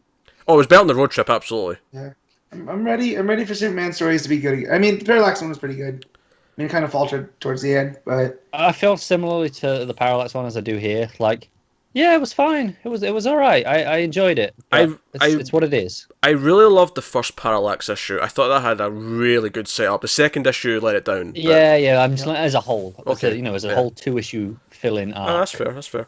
This one was more consistent. I'll say that. It was consistently. It felt like a full story. You know I mentioned to Pete earlier in the week. He said, "Oh, what's it like?" I said, "It's kind of the same as the last one. It's pretty much just more of the same, which isn't a bad thing. It's all right. It's easy to read. It's enjoyable enough." It's We're in the damn Legion and Superman, man. Like we kept getting teases. Now it's pulling them back away. It's basically a solid 6 out of 10. Is essentially what we're saying. There you go. Yeah. Inoffensive, just okay. That's fine. Let's move on. If James is listening, that means it's a 3 out of 5. James is a friend from Facebook who insists on rating things out of 5 like a right loser. And it gets me every time because he'll go see the new Blade Runner and be like, "Oh, it was 4.5." Well, and then my brain goes to 10. He doesn't say out of 5. He just says, "Oh, it's a 3." And you're like, and everyone else who is in that group who talks to each other, we all rate it out of 10, so it's consistent and everyone's like comparable to each other. But no, he has to rate it out of 5. Yep. Yeah. And it still throws me, and he's been doing it for as long as I've known him, which is a couple of years now. And at least letter grades would be so different that I'd see it and go, I understand what a B+ is. I understand, like, I'd respect that more than out of 5. He at one point he was talking about doing it out of 4. Oh, that's even worse. People who rate things out of 4. Doing? You can't rate things out of 4. It's not a big enough scale. I do not get it. Critics who rate things out of 4 are a menace to society. Anyway, so that's Superman. That's probably the shortest Superman discussion we've ever had, but that's okay. I think we spent longer talking about rating at numbers than we did about it. Yeah, well, there wasn't much to talk about. It was a very plot-heavy issue. Yeah, it was. I mean, what it was. Superman. I think it got hurt by being the same week as Batman being taken to the line, and there's not the drama there, and there's not the unexpectedness of it. Superman's not going to take out Deathstroke because we know that this is before Deathstroke 21. So. Yeah. And even then, I'm going to assume that Superman is not going to snap Deathstroke's neck, because that's typically what Superman does not do, unless Zack Snyder's involved in writing the issue. So, we will move on to the next book, which is Green Lantern's number 32. Sam Humphries writing, Scott Godlewski on art. This is the final issue in Sam Humphries' run. This is his last one. This was like a sort of epilogue capper on his run, with Jessica and Simon back on Earth. They try to get pancakes, but they get interrupted. There's a monster attacking somewhere. They have to go and take care of that. And then Simon's like, "Oh, I need to go to this party." And she's like, "What, a party? No, you brought me to a party? I have anxiety issues." You promised pancakes, not a party. Yeah. And he has a bit of a fight with his best friend, Nazir, and they try and hash out their issues. I mean, this was mostly just an issue, and it's used to have lots of fun little moments for character stuff. And for an epilogue issue, I'm kind of okay with that, because this is the last time he has to write these characters. That was it. If this was just a regular issue, you go, yeah, it was fun, but yeah, that's cool. But as an epilogue, it's like, oh, this is nice. Yeah. Well, it sums up everything that I like that he did, which is their interactions between each other. Yeah. So, and that's what all this entire issue is. That's it. It feels like a greatest hits. There's nothing new, but it's just a greatest hits of their moments. But my favourite thing in this issue might actually be that Sierra, Nazir's wife, has this donut addiction, which is such a big thing. She gets on a donut high, and then when Nazir finds out, it's like, she's had donuts? Why didn't you cut her off? How many she had? And then they make constant references about how if I don't get killed by this donut monster at home, and I'm like, this is a great running joke. Why is this just popping up now? God damn it! But I like that he's left this for Seeley, right? Keep this donut thing running, right? This donut's. We know Seeley watches this. He listens to our feedback on Twitter. Donuts essential. Well, I mean, we don't know what he watches it. We just know that we've both harassed them on Twitter for making mistakes. He's kind of shifted the blame onto an editor by the sound. He has. He has. To be fair, it sounded like he wrote the right things when he was making like a Scottish sentence, and the editor just assumed it was wrong and corrected it. But whatever. He hates our guts. Basically, is what we're saying, because we keep harassing him. Just remember, I don't though. So. Oh well, then you're free to tell him that he should keep the donuts, because no ill will coming from you. Yeah. Nope. So I like the donut thing. Yeah, and other than that, it was just seeing a goofy photograph of like Simon and Nazir when they were kids, looking like they were out of NSYNC, and just little things like that. Jessica like being forced to flirt with this guy at the party, and then the whole Superman love triangle thing comes into it, where the guy's like, "Oh no, this new female Green Lantern's really hot," and he just walks off talking about how hot she is, and Jessica's just left in the dust. Yeah. Fun things. And then some random ginger asshole comes in and tells Sierra and Jessica that they are not funny, and why you back here alone like a couple of losers. So Jessica uses a ring to make him think he's got a scorpion getting up his leg, and he ends up running out with his trousers off. It's fun stuff. That's basically all the issue is. You enjoyed that more just because he was ginger, didn't you? He kind of looks like you too, Connor, without a beard. I mean, he doesn't though, does he? Other than he's ginger, he doesn't look anything. He looks more like Archie, to be honest. Let's be fair here. He's got an Archie look to him, but it was just as soon as he started being a dick, I'm like, man, this guy is a dick out of nowhere, because there was no build up to it. He just comes in. It's like, you two are pathetic.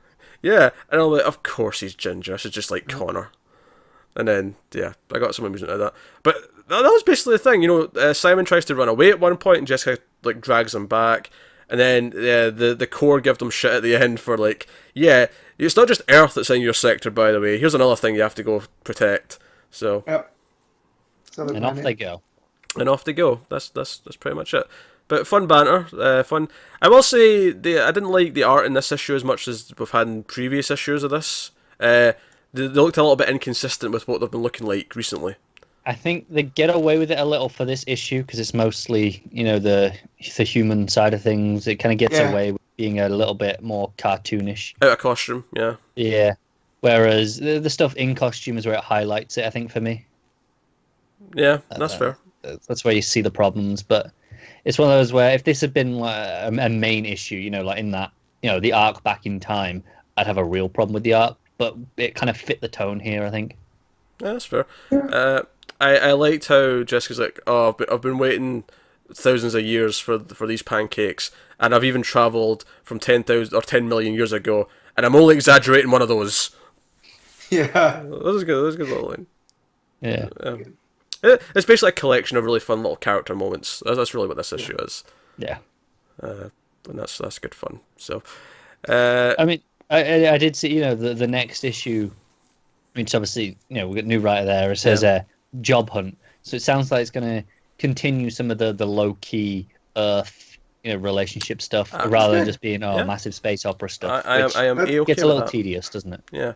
It's nice spread out, because we had, we went into space, we had the whole time travel arc. That was all great fun stuff, but now it's nice to come back to Earth, have some arcs down here first, and then go back out. So that's what I missed the most in Johns' run. As much as I love Johns' run, like he started it with Al, being a test pilot, and there was that love interest cowgirl who was also a pilot. Kind of just vanished, didn't she? Yeah, and then it took off to the space opera, and I kind of missed that. So I thought that this issue was just them dealing with life, and if that's where Seeley's going to take it, because he does that really well in Nightwing. So I think it's in good hands. Yeah. All right, that'll take us on to Nightwing number 30. Oh. Tim Seeley writing, Speak of the Devil, and Miguel, Mendonca, and Diana Egea on art. I'll go with Egea. So this is the start of a new arc. It's also Tim Seeley's final arc, and I think that's actually quite relevant because this really feels like it's a culmination. Because this issue brings up the fact that Blockbuster's here. We get, we cut to Blockbuster like he's a regular character. It brings Raptor back. It's called Raptor's Revenge. Raptor's back in Bloodhaven, and the allies that he's built, this group of runaways, they're mad at him. The runoffs. You correct me every time I say it. Well, then just say it right in the first place. Runoffs. It means the same thing. But the completely Runaways has a different meaning. It's already a name. It's already used. I just like correcting him. I don't even care. You don't have to tell Might Connor be saying it that. wrong. Connor loves correcting me. You don't have to tell him I know. to explain that. I know. We're But fine. no, it is a culmination of everything, and even the last arc with Huntress, that's thrown in there. The Yeah. stuff with Sean, all that, and even Yeah. Orca showing back up with Blockbuster. Every it really single is. arc he's had in his run feels like it's seeding into this final arc where all these pieces that he's put in place. Zvaboda's still around, like she shows up for a scene where he tries to get some information out of her. All this stuff goes down, and it feels like everything that's happened so far in this run is culminating in this final arc, and that's cool. I feel like if you go back and read this, if there's an omnibus, years later, it'll feel like one big kind of story with parts to it, and that's cool. As well it should though, because I like when writers do that. When you can look through their entire run and see the storylines, and it's kind of the right amount of issues for it in that sense as well. It's like, okay, it's just enough arcs that you can plausibly have planned all of this from the start to end. Yeah, it's about 35, 36 issues by the time it'll be finished. Yeah. So no, it's pretty cool. It's only 6 trades if you break it down 6 by. And then so this plus the Grayson omnibus will make a really nice pairing as a complete story. Yeah, so Dick's a complete horn dog because not only is he still making out with Huntress on the fire escape, he then goes down to Zvaboda, and Zvaboda, like, ever since she gave him that kiss of life, like back when, she's like, oh yeah, that's been like, messing with my marriage. I didn't even know she was married, but apparently she's married, and it's messing with her marriage because she's like, yeah, I need to go because I'm like, if I keep staring at your tight ass, I'm just gonna be having more thoughts. So I like that though. Like I like the cut of her jib. He needs a Gordon, that's turned on its head, because that's that's like Bloodhaven. I just say I love the touch that I'm sure she did this intentionally. That when she went to meet him, she put on a blue shirt with the black jacket. Mm-hmm. That's a good touch. It's a classic mirroring. She brings him there. coffee, which is completely different. Because up until that last arc where she didn't want to believe the two cops were corrupt, and then they kind of like bonded over it. Up until then, she did nothing but give him shit and complained about him. And now she's bringing him coffee, and she's like flirting with him. It's like, okay, right, so. But even then, it's under the auspices of, I can't have you associated with the Bloodhaven Police Department. Oh yeah. Like it's not good, but I'm not going to say no to your help. Like publicly, I'll say no, but personally, we can make things work. I like how this final arc starts with the narration. It's just simply it's Nightwing talking about the city and talking about how the moonlight hits different parts of it, and it feels like it's a location. And then he hears the police call. He goes this senator who's like very controversial because this felt a bit topical. So some commentary here.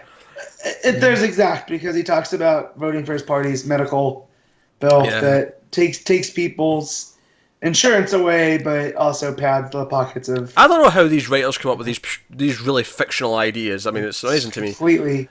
Sometimes it's a little though, like sarcasm aside. Sometimes a little on the nose. It takes me out of the comic. You know, I can see that. But it gels with Raptor's MO. Like, of course, Raptor would be trying to take this dude out from what we've seen early on. Yeah, Raptor shows up. I really like the moment here. Like after a little bit of banter with Dick and he's fighting him, he actually like, grabs a waitress over a balcony to sort of distract Nightwing so he can get away. And it's actually this really cool little action scene of like Nightwing having to dive for her. Just really simple because he just uses like a grapple gun to just pull her over. It's quite sudden. But he even mentions, he goes, that's something that Raptor normally wouldn't do unless he's feeling desperate. Like, no, not desperate. Like he's trying to make a point. And you even see Raptor going, oh, God, I hate myself for this. Or even Raptor's just worse now than he was before. I think it sets up Raptor's even more of a threat. Like we always got the idea, okay, he could be a threat. He was definitely vicious and he was definitely resourceful and skilled. Yeah. But he had his own moral code as well. Yep. And he could kind of rely on that. Whereas here, that seems to have gone out the window. So yeah, that just seems to be gone now. Yeah. So, well, first of all, Sean's pissed because they're all sitting around and they see it on TV, and it's like this senator's vowing to like cut programs like the one they've got, and she's just like shit. So when Nightwing goes to them later for help, because he tries to go to Svoboda for help to like try and find out where Raptor is, because he knows Raptor's dangerous. And she refuses because she can't be seen to be cooperating with him. So he goes to the runoffs, and they're not happy to see him. They just beat him back, and he's like, okay, fine, I'll go. Because of what happened with Giz. Yeah. They blame him, and he's like, well, no, Giz actually saved a bunch of people, and he was working for me on his own. But they don't want to hear that. That's their friend. Yeah. So And this is the point where it's really important that you call them the runoffs and not the runaways, because when he swings out, he tells them to run off to somewhere safe. Well, yeah, that's what Dick tells them. I don't know if I'd tells them to skedaddle, Yeah. which I loved. I don't know if I'd use the word important in that sense. No, but it is essential. Yeah. Anyway, so he does the big cliffhanger is he actually goes to Blockbuster because Blockbuster wants him out. We see the other villains, your Orca and the others, are like pissed at Blockbuster. Why is Nightwing still here? You've failed this city. Not to well, and he's giving them cheapo weapons after trying to blow up a bunch of people. Like, sure.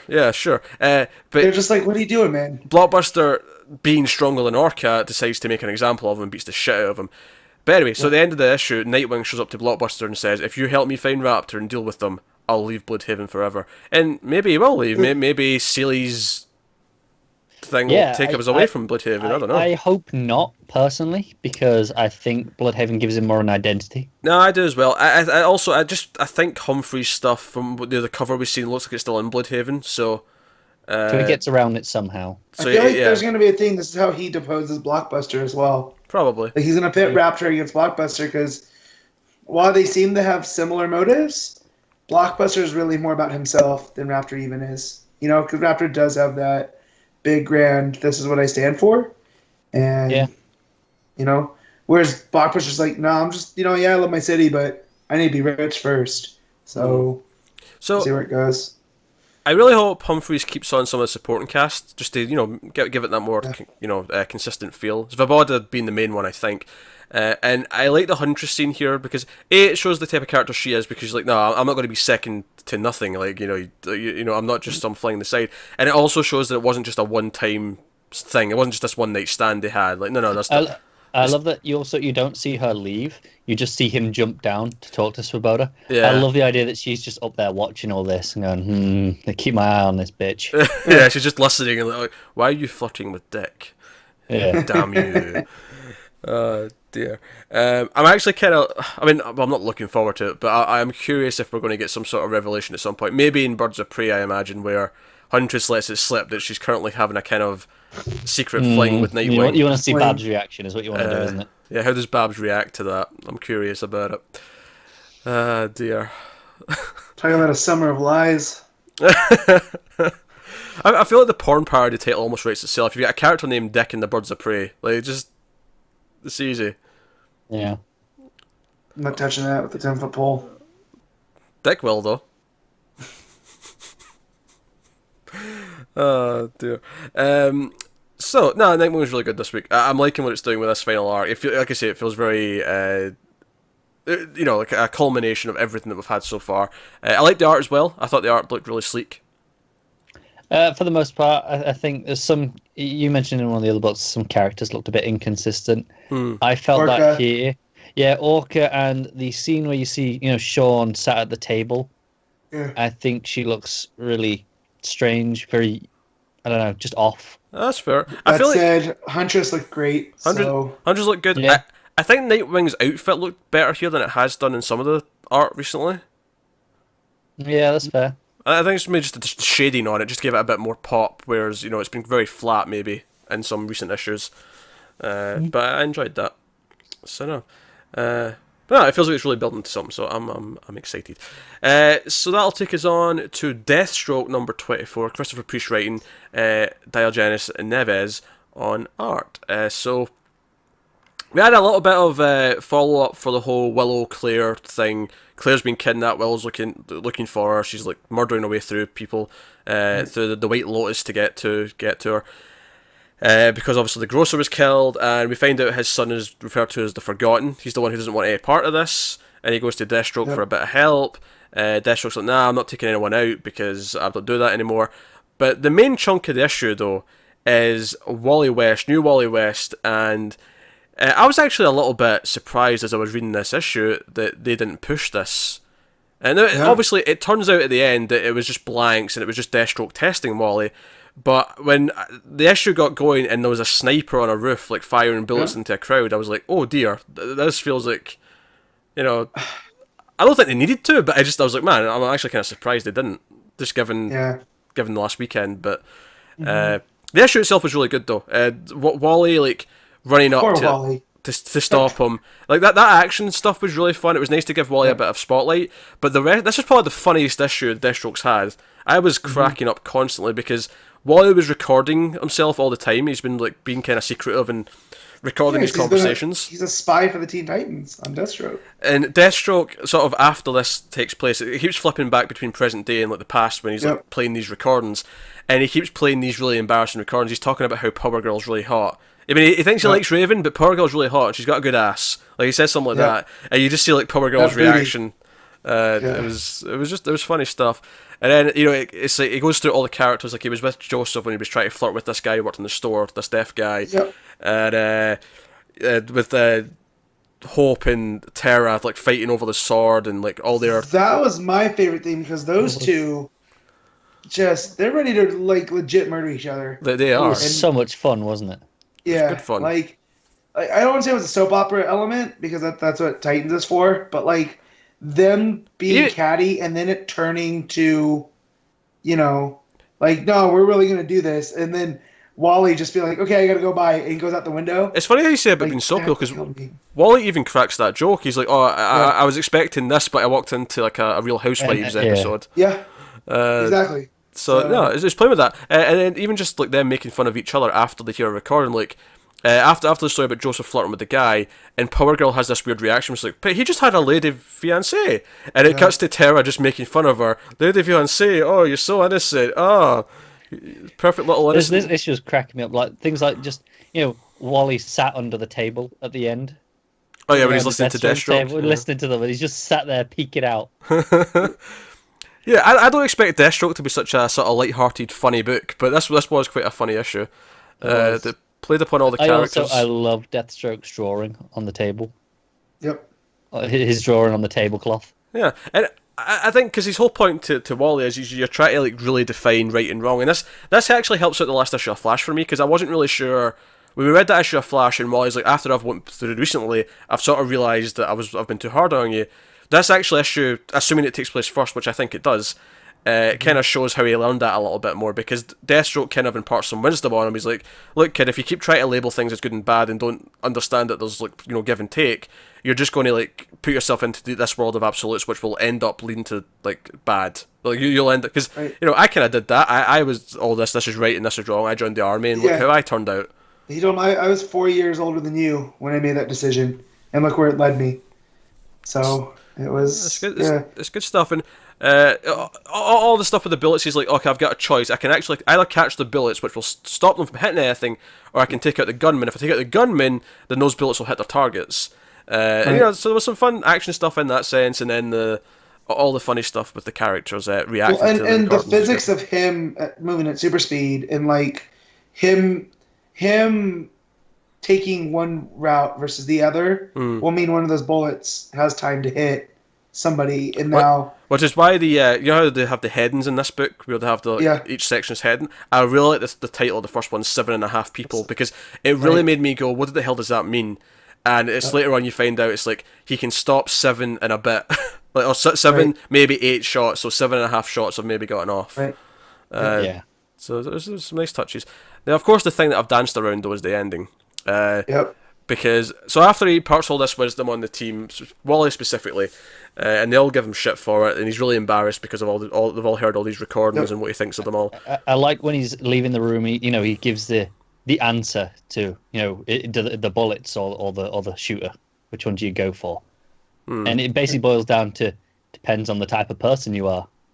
Hero goes for the bullets. If you're not the hero, and you go and take care of business. To be fair, Wally did try to go for the bullets, but he slipped and took out Deathstroke instead because he was on ice. So he says. So I believe him. I believe it. He's a klutz. I believe it. But he's walking down this tunnel out of the sort of main area, and then there's an explosion suddenly out of nowhere, and then he's like, oh, that's right, I forgot I was summoned by the society, and then we get this full-page spread of the secret society. And some of these members are making me question things a little bit, because now we have Vandal Savage, we have... Oh, I need to look at it again, Makes actually. sense. We got Raptor. I got it in front of me. Oh, you got it. So we got Raptor. But the ones who were sticking out to me is like, wait a minute, Reverse Flash is there, who right now is Juan. technically dead. Yeah. And then Killer Frost, who's Was a hero right now in a Justice League team. So that was a bit weird. Hector Hammond, who we Hector haven't Hammond's seen there. in ages. He's That's fair enough plausible, though. though. Yeah, because we haven't seen Yeah. him, so he's fine. Same with Ultra Humanite, because you need a gigantic monkey creature, of course you do. you know. Who's the other person? Obviously. There was someone at the bottom. I'm forgetting.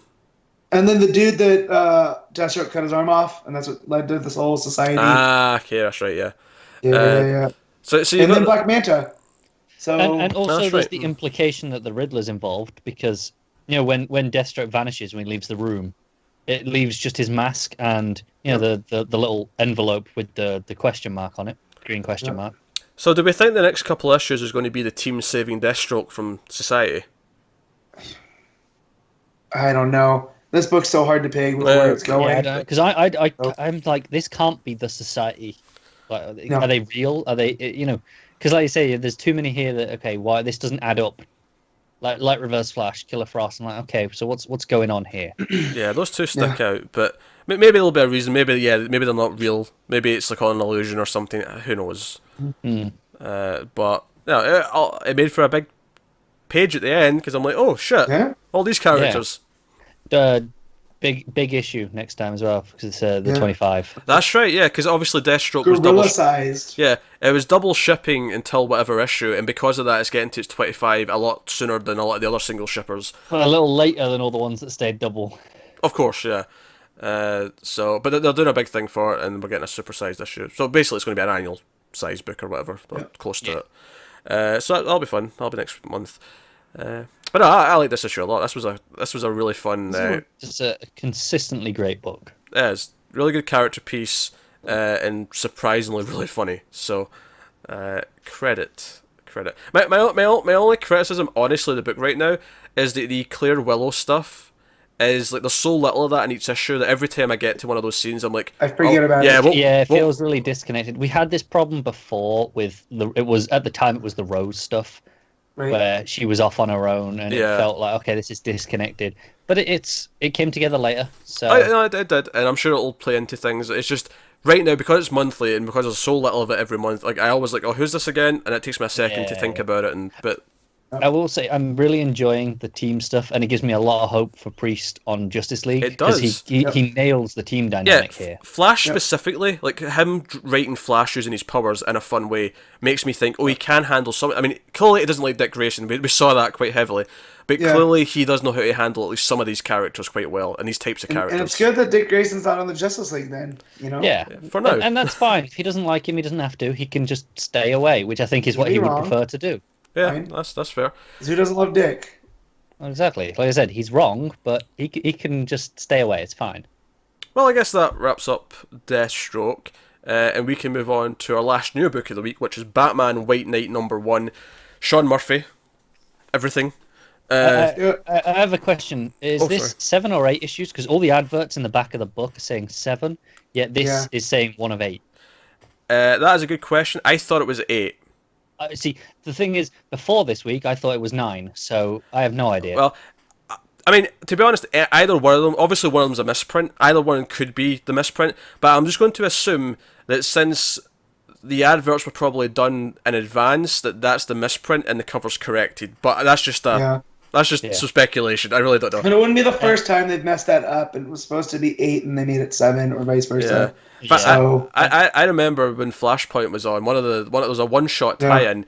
It was the Reverse Flash one. It was just a one-shot, but it said in the cover 1 of 3, and it wasn't. It was just a one-shot. And people panicked. Yeah. So where's issue 2?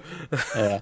I was supposed to say, before we get into what you said, Sean Murphy on everything, not strictly true. You do have Matt Hollingsworth on the colours, which I think is important to mention because I think he brings a lot, and he's a long-time collaborator with Sean Murphy anyway. That's fair. I don't typically specify the colourist, though, which is why I don't use it either, but this one on the cover does say Sean Murphy with Matt Hollingsworth. That's fair enough. Yeah. Fair enough.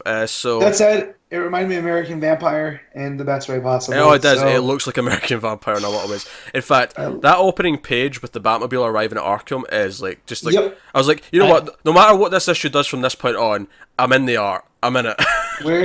Where is Skinner Sweet? I've not read much American Vampire, and because to me, I went to The Wake, which is obviously another Snyder book, but that Oh. was Sean Murphy and Matt Holdsworth. Yeah. I mean, the fact that the Wake is dark, but not as dark. And when I say dark, I don't mean thematic. I mean the art. Yeah. Like, this, though, feels like my favorite American vampire story is Survival of the Fittest, which involved Nazi vampires and, like, an Indiana Jones-like hero. And it was all done by Murphy. Loved it. Yeah, of course. Well, and it's in a Nazi castle. So, like, there's a lot like here. So, like, when you open this page and it's Arkham Asylum and it looks like this gothic, you know... Yeah, it hit, and I was like, okay, Do you well... know what the darkness of the art here does? What it makes me feel? It makes me feel like if this was like a movie, it's directed by David Fincher, a la Seven. That's what the city feels like. That's what it feels like because of this art and the style that it's using. We start in what I guess is present day, and Batman's the one. It's actually the Joker. It's Jack Napier who's arrived in the Batmobile, and he comes in. He's like, "Batman, I need your help." Almost Hannibal Lecter style. Like Batman's the one behind bars, and he's the one being asked for help. He's chained in the costume without the cape, which that's interesting because you always get that Arkham Asylum where they keep them in their costume for whatever reason. It's a really unsettling image without the cape. Yeah, because it's just he's still there. He's still Batman, recognizable, but he's not quite right. He's not our Batman. Exactly, he's not our Batman. So we cut back. Was it a year previously? Yeah, 1 year ago. And we have Joker skating throughout the city, causing chaos. Batman's in the Batmobile with Barbara, funnily enough, also in the Batmobile. Yep. And chasing behind him. And basically throughout this whole chase, Batman keeps showing us that he's reckless. Barbara even keeps saying, "We shouldn't be doing that. Should we go on that roof? That might actually start, destroying homes and stuff." Like, and he's just not listening. He's not listening at all. Exactly, that's the noise. that's exactly the noise. And he just keeps chasing it to the point where Dick eventually shows up on a motorbike. He's Nightwing. He's got a different costume. He's got like a sort of jacket thing on, and he shows up to save some like construction workers that Batman basically knocks out the way and almost kills. And he's basically clearing up Batman's mess. And like Dick's like, "Barbara, why don't you try and stop us?" Like, "I'm trying to, but he's not listening." Like, this is And she makes a point of saying, "No, he's getting worse. Like he's getting more out of control as this goes on." Because Nightwing's like, "That's why I left." Like, I couldn't he just goes, "Do what I did. Leave." Yeah, leave. And so it right there, it automatically sets up the relationship of this Batman with his sidekicks. Like, we can assume like Batgirl's basically his Robin at this point. Like, seems like it. Yeah. So, and they're running around, and she's completely in over her head, and he nails the expressions on her face. Like, her riding shotgun in the Batmobile, she looks terrified. Yeah. So, but there's complex stuff here as well, because they clearly still care about each other, because later on, after the events of what we're going to talk about, they show up to one of his places in the city. It's like, "What the hell, Bruce? Why did you do what you did?" And he takes them down to the secret sort of entrance, which, as the joke, is there any building you own that doesn't have a secret entrance to somewhere? Yeah. And we find out Alfred's dying. And it's like, for a moment, they all forget what they're fighting about, and they just, like, Barbara hugs Bruce, and it's this sweet little moment. It's like, okay, if you're going to give me an Elseworld where Batman turns to the sort of the evil side of things, Alfred dying is maybe one of the things I'd accept as a cause, as one of the catalysts for Alfred's it. You've already seen it in one of them. Yeah. True. Alfred is kind of his rock. He's his standpoint. Bad last 30 days for Alfred. It really is. Stories. Yeah, like, I mean, I named last week's episode a bad week for Alfred Pennyworth because he died in 2 issues last week. Now, don't worry, that's not really super spoilery because it's not in continuity stuff. But no, but now this again, he's dying here. Like, man, Alfred's having a bad month. But yeah, so you get why he's so gruff, but it still goes into the problem of Batman because when we see what he did, he chases Joker into this factory, like that's been abandoned, full of like pharmaceuticals. Experimental pharmaceuticals. And just beats the mess out of him while there's video cameras on. So like, there's no. Gordon comes in, Babs and Dick come in, and there's like onlookers with, like you say, video cameras and phones and stuff. And Joker's like, "Look, you I've seen it. You've gone too far," and that kind of thing. And like, I'm going to prove that all you've done is made this your war zone. You're actually making the city worse. The biggest enemy of Gotham City is Batman, and if I can get better with these drugs, I'll prove that you're the biggest problem here. And Batman grabs the pills, like, "Well, fine then," and he just starts pouring pills into his mouth. And it's like super, super, like, vicious and like violent. This is the point where I was kind of sold on the book, because I remember, when it was announced, I was like, okay, I'm in it because it's, I'm going to love the art regardless. Yeah. But I was a bit skeptical about, okay, Joker's the good guy, Batman's the bad. Okay, where's this going? But seeing the setup for it has completely justified it. Do you know? I actually think that by the end of the story, Batman won't be a villain anymore. I think there's going to be growth by the end of the story. As much as I want to say, like, yeah, Batman's a villain, he's the bad guy, right? Because of my obvious biases, I don't think it's that simple. Because the fact that they gave Jack Napier a name, he's not the Joker anymore. He's actually identifiable. Like, Gordon knows who he was before. Of course, the name that they have is taken from the first Batman movie. That's what they actually had to get approval to do that. Right, and so the fact that he's an actual person and not just the Joker that is kind of this amorphous, he can be anywhere at any time. Yeah, he's not a force of nature anymore. He's a person. No, and of course he's an actual person. Gordon, isn't cool with what Batman's doing anymore either. He's starting to struggle with it. We get those almost Dark Knight Returns like news radio like debate show thing where there's this guy arguing that we need Batman. All these SJWs talking about how he's getting too violent, and they have that line, and this one's like, yeah, but he's getting too violent. This is too much. Like the fact that there's because the mayor's like telling Gordon, like, the fact that you even let a vigilante exist says that the police is still corrupt. No matter how much good you have done, this is wrong. It's kind of almost this meta. Yeah, in the real life, we can never actually let a vigilante exist like this. It's still illegal, and it's kind of pointing that out. So. But when Gordon finds out, like, oh yeah, by the way, Joker's cured. Those pills, whatever's in them, he's completely fine. And he's like, no, he can't be. He's faking. He's the Joker. And part of me even expects that he is faking at some point. Maybe we'll find that out eventually that he is. This is all some big giant joke. This is, if he can go like 2 years convincing the city he's actually this great person, and then maybe he'll flip the switch later. I don't know. But it's like, no, he's in like the public records right now, researching so he can like sue the Gotham City Police Department for letting Batman do what he did. So Gordon's like, okay, I'm going to go and talk to him. Let's talk to Mr. Napier. And the big conclusion to the issue is Joker stands up and says, look, I need to pay a debt to this city for what the Joker's done, and I'm going to prove that Batman's the problem. So, Joker's not right for the city, neither's the Dark Knight, so I'm going to be the White Knight, and that's it's obviously this climactic moment because that's what the title of the book is. But God, and the art on that page, the shadows, so good. Again, that's what I mean about the darkness of it. Fincher's 7. Fincher's 7. That's all I can feel when I'm reading this. It is, but it's so good, isn't it? Yep, it is. So clearly we're all into this, and we're going to be talking about this again next month because we're all kind of falling. I was a little at first. I was just like, I don't know, but I'm definitely in, just because it seems to be shades of gray. Even though it's called White Knight, and I don't, in my heart, believe Batman is a bad guy. I just when the Joker keeps doing stuff, it's so basically like when someone's annoying you and you just keep putting it off, and then finally you just snap. Yeah. I don't know. Maybe if that's just me, I feel like Batman he reached his break point. And just like I'm over it, Joker. You're done. And I think, I think before this came out, I was worried it was just going to be, no, Batman's evil. And this definitely feels like, no, it's not just that he's just an evil, maniacal bastard. There is like growth here. There's something going on. Batman feels like he's at the point of, after Jason Todd died, and it was before Tim came in, he was getting worse. He was out of control. It seems like the same thing's happening here, but because he's losing Alfred. And that's all it is. He's lost that anchor. So...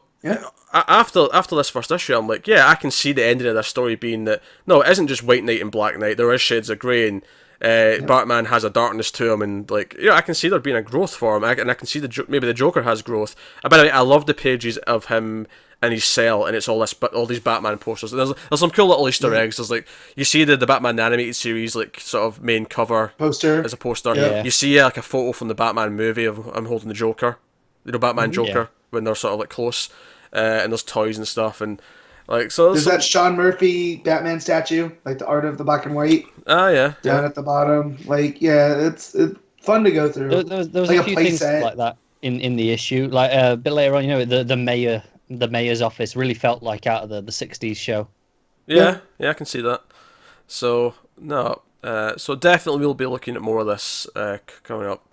It's funny because obviously we all like Sean Murphy, so we're hoping for the best, but none of us were really sold on the idea of the story, I don't think. And then now that we've read it, it's like, okay, I think it justified it, didn't it? Yeah. It justified it as what it is, rather than what I thought it would be, which is just this clear, oh, he's just an evil guy. For the Yeah, sake because of that's being kind of evil. what we were being told when when we were hearing about Batman's the villain, and it's like, okay, sure, but here it's not that at all, is it? Really? Yeah. So no. You just want to check out his other work, which was Punk Rock Jesus, that he did by himself. I've had that on Comixology for about 2.5 years, and I haven't read it yet. Yeah, I want to see it now. Yeah, that was the other thing. Before this, I actually didn't know what his writing was like. Like, for all I knew, I might hate how he writes. Well, it's the thing, I'd heard a lot of good things about that, so I was confident in his abilities still. Yeah, I took a drink at a really awkward moment there. So yeah, you did. So that's all the books for this week. But of course, we have Connor to do one last little thing. Oh, shit, I forgot about this. Before we wrap up. He is owed a Red Hood for the month of September because he sort of missed last week, not unexpectedly, had to skip the week. So this is going to be Red Hood and the Outlaws number 10, Scott Lobdell and Dexter Soy. So keep in mind he's got another one to do this month later on, probably week 4 because he'll want to push it back as much as he can. But here he is. So, Connor, what was Red Hood and the Outlaws issue 10 like? It was 2/3 shite. What was the 1/3 that wasn't shite? This is the most fascinating part. Bizarro. Exactly. Oh, there you go. Yeah, no. Bizarro stuff remains strangely good. I don't know why Lobdell can manage to write Bizarro with an actual moral compass. Because he's a backwards writer, Connor. It's right there. Actually, Joe, this actually kind of makes kind of a weird sense in a way. Bizarro's, like, the whole point of Bizarro is that things are opposite. So it makes sense that when he's really bad at everything else, he's really good at writing Bizarro, because it's the opposite. It is a beautiful irony, isn't it? Yeah. It is. But, I'll start with the Bizarro stuff, I guess, seeing as that's the good stuff. So, it's, I think I mentioned last issue, it was a while ago now, obviously, because I skipped that one bit of time, but he was rescuing the village. They're in Kandak or Kurak or something. I think Kurak. Yeah, Kurak. And he's rescuing the villagers from evil military government, doing strikes on his own people, all that. And but he's just taking them out. He's escorting them, going, "Oh, I'll find like Red Hood. He'll be able to help. He'll know where to put you." Because obviously, as good as he is, he doesn't actually know what to do. He just wants to keep them safe. So he goes, he escorts them, and then he'll get a big military helicopter come after them, and he just takes it out. And it gets to a point where he's like, well, there's a mountain in the way. Well, then I'll move it. And you just see him pounding and pummeling this mountain and just going through it just to clear a path. And it's pretty cool because obviously, again, great art. Dexter Soy is a really good artist. So you have this image, and it pays off because it really looks good. You can polish a turd. That's the message here. You can. You really can when you have a good artist on it, which I say every time. How does Lobdell get such good artists? Every issue is a good artist. He's got dirt on someone, I'm sure of it. He must do. Like it annoys me because I'd love to see Dexter Soy somewhere else with someone else, with a good writer. Like I don't know if you guys have seen much of his work, because he's popped up here or there. Dan Didio's got like a pig fetish or something, and Lobdell's got the proof. So he must do. So he's getting all these good artists as a result. That's why he's still working for DC. That's why he's still got a job. Yeah, less than he used to though. It's only That's one true. book now. That's true. Thankfully. There was a time he ruined Superboy and Teen Titans for me. He's too busy writing horror movies because he's got a movie coming out soon. Oh, you don't understand how when's that? that much that bothered me. Yeah, a couple of weeks. Yeah, this is quite funny because Matt said just randomly during the week, talking as we do, he says, "Oh, I'm going to go see Happy Death Day for you because it's October. There's a horror movie coming out. It looks kind of fun." And I'm like, "Do you know who wrote the script for that movie, Matt?" And it's the perfect little twist because Why would he assume that a comic book writer he doesn't like wrote a movie? Because as far as... I mean, I've never known him to write movies before. Maybe he has, but certainly didn't know about it. And I'll be like, Scott Lobdell wrote the movie. Are you still going to see it? Maybe. I don't know. You covering that on Screams, Pete? Yes, yeah. Me and Tim will be seeing it and talking about it during the month. A little bit of satisfaction on my part then that you have to at least put yourself through some Lobdell works. Although, yeah, but he only wrote it. He hasn't directed it. That's what I mean. At least for you, it gets filtered through someone else. But besides, I mean, for all we know, he's a really good movie writer. Maybe like, you know, maybe when he's not working with these characters that we know and he's just doing his original thing, maybe he's actually not that bad. Stop trying to talk yourself into it. It'll be alright. I mean, it's basically a horror movie Groundhog Day, by the sounds of it, so that should be fun, in theory. So what else happened in Red Hood, Connor? Yeah. I'll do Artemis's stuff, I guess. It's shit.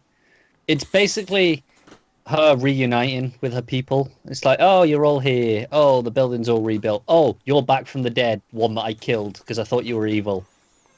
That was convenient. It was convenient, wasn't it? They basically explain it away with the whole Bo Ra thing, where the current dictator of this country found the bow and wanted to use it because it was powerful, but it needed, the wielder to use it. Like, hey, it was like keyed to a specific person at any one time. One of this clan, and obviously it was the one that she killed. So he took some of her DNA and used the DNA to activate the bow. But when the bow came back to life, so did she. And so she's back. My favourite part of the Red Hood section is just watching Matt's face as Connor describes the plot. just try to comprehend how much goes on. It's my favourite part of it. The whole thing. Do you know what is actually I really hate about this issue particularly? Everything is that they're all split up, so there's nothing to dilute the awful section. Right, okay, so it's just like... So the Bizarro bit is good because it's on its own, it's not connected to anything else. But then the other two, it's just, no, this is just what it is. Yeah, that's like the other two are separate as well. So, I mean, this is the worst part. I think the Jason stuff's the middle one. It's not good, don't get me wrong, but it's better than this. But, like, the Bizarro stuff's good. But when they're all together, Bizarro kind of... He lifts them all up a bit because it's there. He's interacting with them. Whereas here... It's like, well, he's not making it better for any of the... He's maybe in about 6 or 7 pages of the issue. And those 6 or 7 pages are good. But he's not there to improve anywhere else. It's a real problem. Alright, go on. What's the Jason section like then? Okay, so the Jason section, it's still all going on in his head. I mentioned last time he's in that building where Joker killed him. And he's seeing himself as Robin. And he's seeing the Joker, and he's seeing the whole thing. He's like, but he's interacting with them. He's fighting back. He shoots Joker through the chest. He's like, no, I'm better than this now. And it's the sort of, at its core, the ideas are okay. It's the idea that he's better than what he was then. He's not just some angry kid, although he kind of is because that's what he does. But this is the thing, it's not justified, but it should be decent because do you know, I mean, that should be a good thing. Like, okay, he has had growth. He is better than what he was, but at no point in the last 4 years have I actually seen him be better than what he was. So this is fascinating, but I just got breaking news. Oh, go ahead, interrupt. Don't give a shit. No, just one of our loyal viewers tweeted at both me and Matt there. Apparently, James Tynion IV mentioned a certain person at the New York Comic Con panel. Pete, if this is a troll, I'm going to walk out right now. Is this a person, Red Hood? I swear. He mentioned a person. I'm not going to say it out loud who it is, but... Matt's going to his Twitter right now. And having a look. No, I'm not, because I need to start wrapping up, guys. I got to go. Matt, okay, I'm going to give him the win because he's upset there. He's sitting there, he's listening to this Red Hood nonsense. He's upset. Uh-huh. He did in fact mention. I can't even bring myself to say it. Hit the button, damn it! Okay, I've hit the button. That's the wrong button. That's this button. Yeah. That's your button. Yeah. Yes, a certain figment of Matt's imagination apparently he's willed it to existence because he's mentioned That's Connor great. Kent That's at great. a panel. Connor You know Kent. what? Tomorrow's my birthday, so this is perfect. Like, happy birthday. Oh, yes, happy to birthday, me. Matt. Yeah, thank you. All right, let's wrap up Red Hood so we can do best of and I can get out of here. There you go. Jason, it turns out Jason had a concussion. It was all in his head, Of and course he was being tortured by that He is- dictator dude, and he holds a gun to him. End of issue. It's all bullshit. He's a concussion. Yeah, just behind the curtain here, the reason why Matt said he needs to go is because he's been dragged to a baby shower right after we finished recording. Yeah. And you can tell he's excited. He's thrilled by it. Uh-huh. Alright, so is that Red Hood? Final It is, comment? Yeah. No, okay, cool. Alright, so join us probably week 4, because weeks 2 and 3 are a bit busier, so week 4 for the this month's Red Hood issue. Which, of course, happens because one of our patrons pays for the Connor's Corner tier, which is, he gets to force Connor to read an issue of something once per month, and he picks Red Hood, because he knows it punishes Connor, so that's good fun. I love that he knows that it punishes Connor. That kills me. Yeah, so that's all the books this week then. So as Matt hinted at, we're going to go into the best stuff of the week. So we pick our best cover, best art, best panel, and of course do our top 5 books of the week. So we start with best panel. So I'm going to go to Matt first. What's your best panel of the week? Yep. So mine is going to come from White Knight. I can't decide which one. I really like that last page of him in the darkness, but I also love the page that's basically Joker's, like, you know, in a movie where you'll get I bet you're wondering how I got to this point in a freeze frame. It's kind of that. It's like the Joker's greatest hits. And there's a really cool image on there where one of the buildings in Gotham looks like Batman's silhouette, but there's like a bleeding heart on it. We never actually mentioned Like- that page. I just want to point out, when it gets to that page, like, Gordon's like, they're talking about the Joker, and then he says, Yeah. but he's not the one I'm worried about. And I like that because it's like, you really get this sense that the Batman's who's the one who's kind of starting to get dangerous. Yeah, and that merges into, you know, the Joker sitting in his cell with all the Batman memorabilia as well. Well, because of all that, then that is my panel. The Joker. And you know, Harley's big on that page page. because otherwise, other than that page, we don't see Harley this issue, but she's there. We No. know she comes into it, so Yeah. that's fascinating. Connor, panel of the week. I'm gonna go the one from Green Arrow where Fate appears. Just Okay. to you know, the big bright light. It's a great image. I'm actually also going to go with White Knight. I'm going with the opening page. Very rarely do I pick an opening page, but just that full page It looks spread. great though. The Arkham, the Batmobile coming into it, it feels like this is the start of a story. Here's your scene setting, and you know, it reminds me actually of the start of Killing Joke almost, with the Batmobile coming to Arkham. It reminds me of the opening of the Arkham Asylum game. Oh yeah, a little bit. Where Yeah, you drive up to the but it's the flipped. big manor. Yeah, obviously. So no, that would be it. So cover of the week. I think I'll go first for cover of the week, and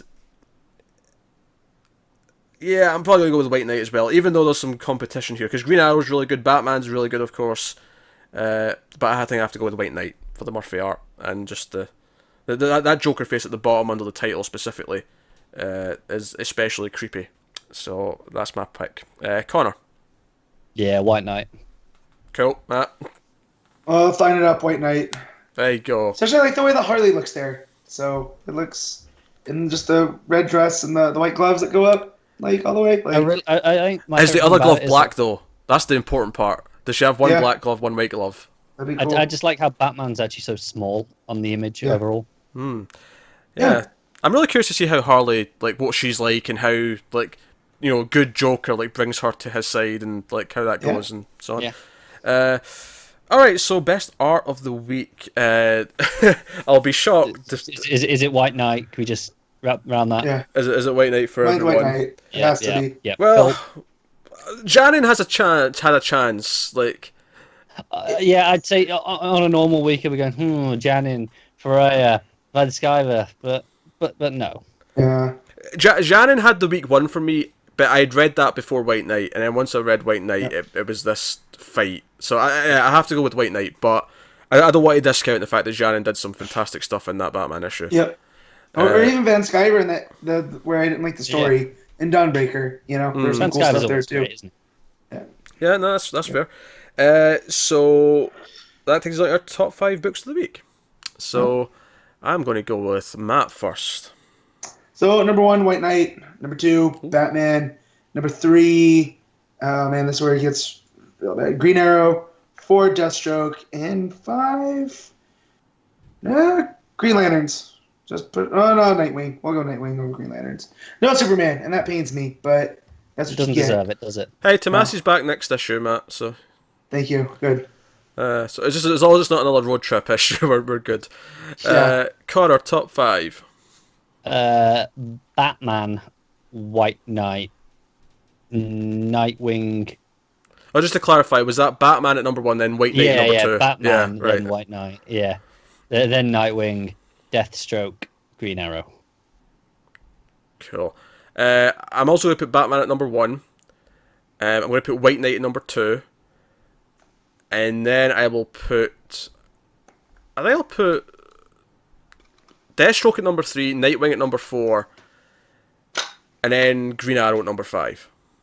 Tight week. Very tight week. Good stuff. I'm happy that week 1's a little bit more to it now with White Knight being added in, because it felt really quiet before, but now it feels like more of a proper week. Because before it was like we had 6 books, 5 of them get into the top 5, and then there was just that one straggler underneath. Yeah, a bit more weight to it now, which is nice. So that is this week's top 5s. So all my plugs then. That's all. Actually, tell you what's coming next week. I did that before the plugs. So what is coming next week? We have Dark Knight's Metal number 3. Big thing. We have Action Comics 989, Detective Comics 966. So those 2 are the next parts of the Oz Effect and Lonely Place of Living. So also big deals. Flash 32, Wonder Woman 32, New Superman 16, Supergirl 14. We also have Mr. Miracle number 3.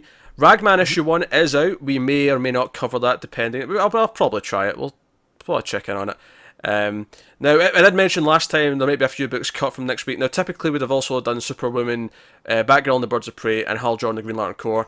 We'll probably still be reading those. We'll see what the lineup's like next week and decide what's actually making the show. But those are coming out. Also coming out, but we're definitely not covering Justice League of America 16, Red Hood and the Outlaws 15. Although give Connor a few months till get to it, and Suicide Squad 27. So week 2 as always quite meaty.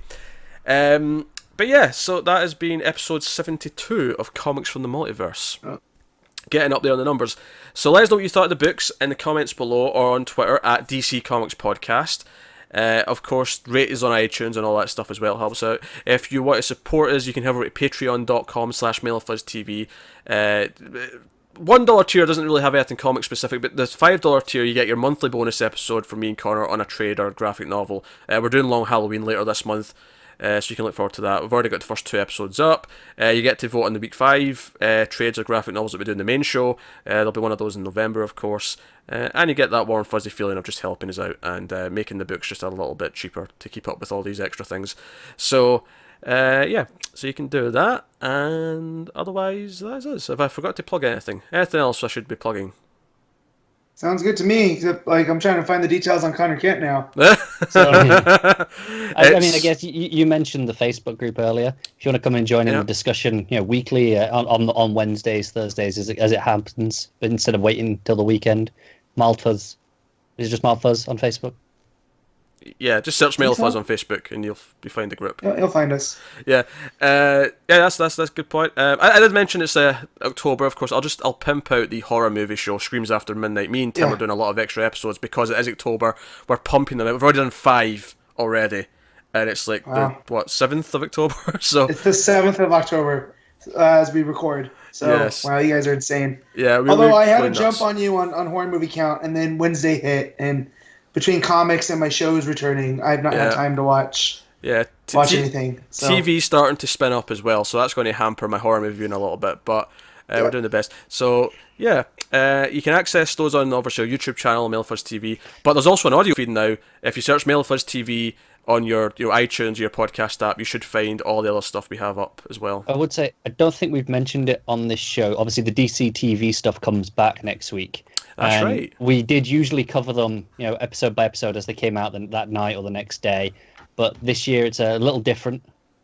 It's a we're lot more gonna like do it. this show, Yeah, in fact. like It's- this. We're going to wait till the end of the week and then kind of review it all as a more of a typical I'm gonna podcast miss format. the stories of Arrow Drunk Connor. Yeah, so, that unfortunately has come to an end. yes. But it's going to be called Television for the That- Multiverse. So, There you go. obvious But title. I mean, is there truth to the fact that his doctor said he had to stop doing it because it was bad for his liver? What level? Yeah, what liver? That's a good response. Give it a few years for it to regrow and it'll be back on form. Cool. Alright, so plug things out the way.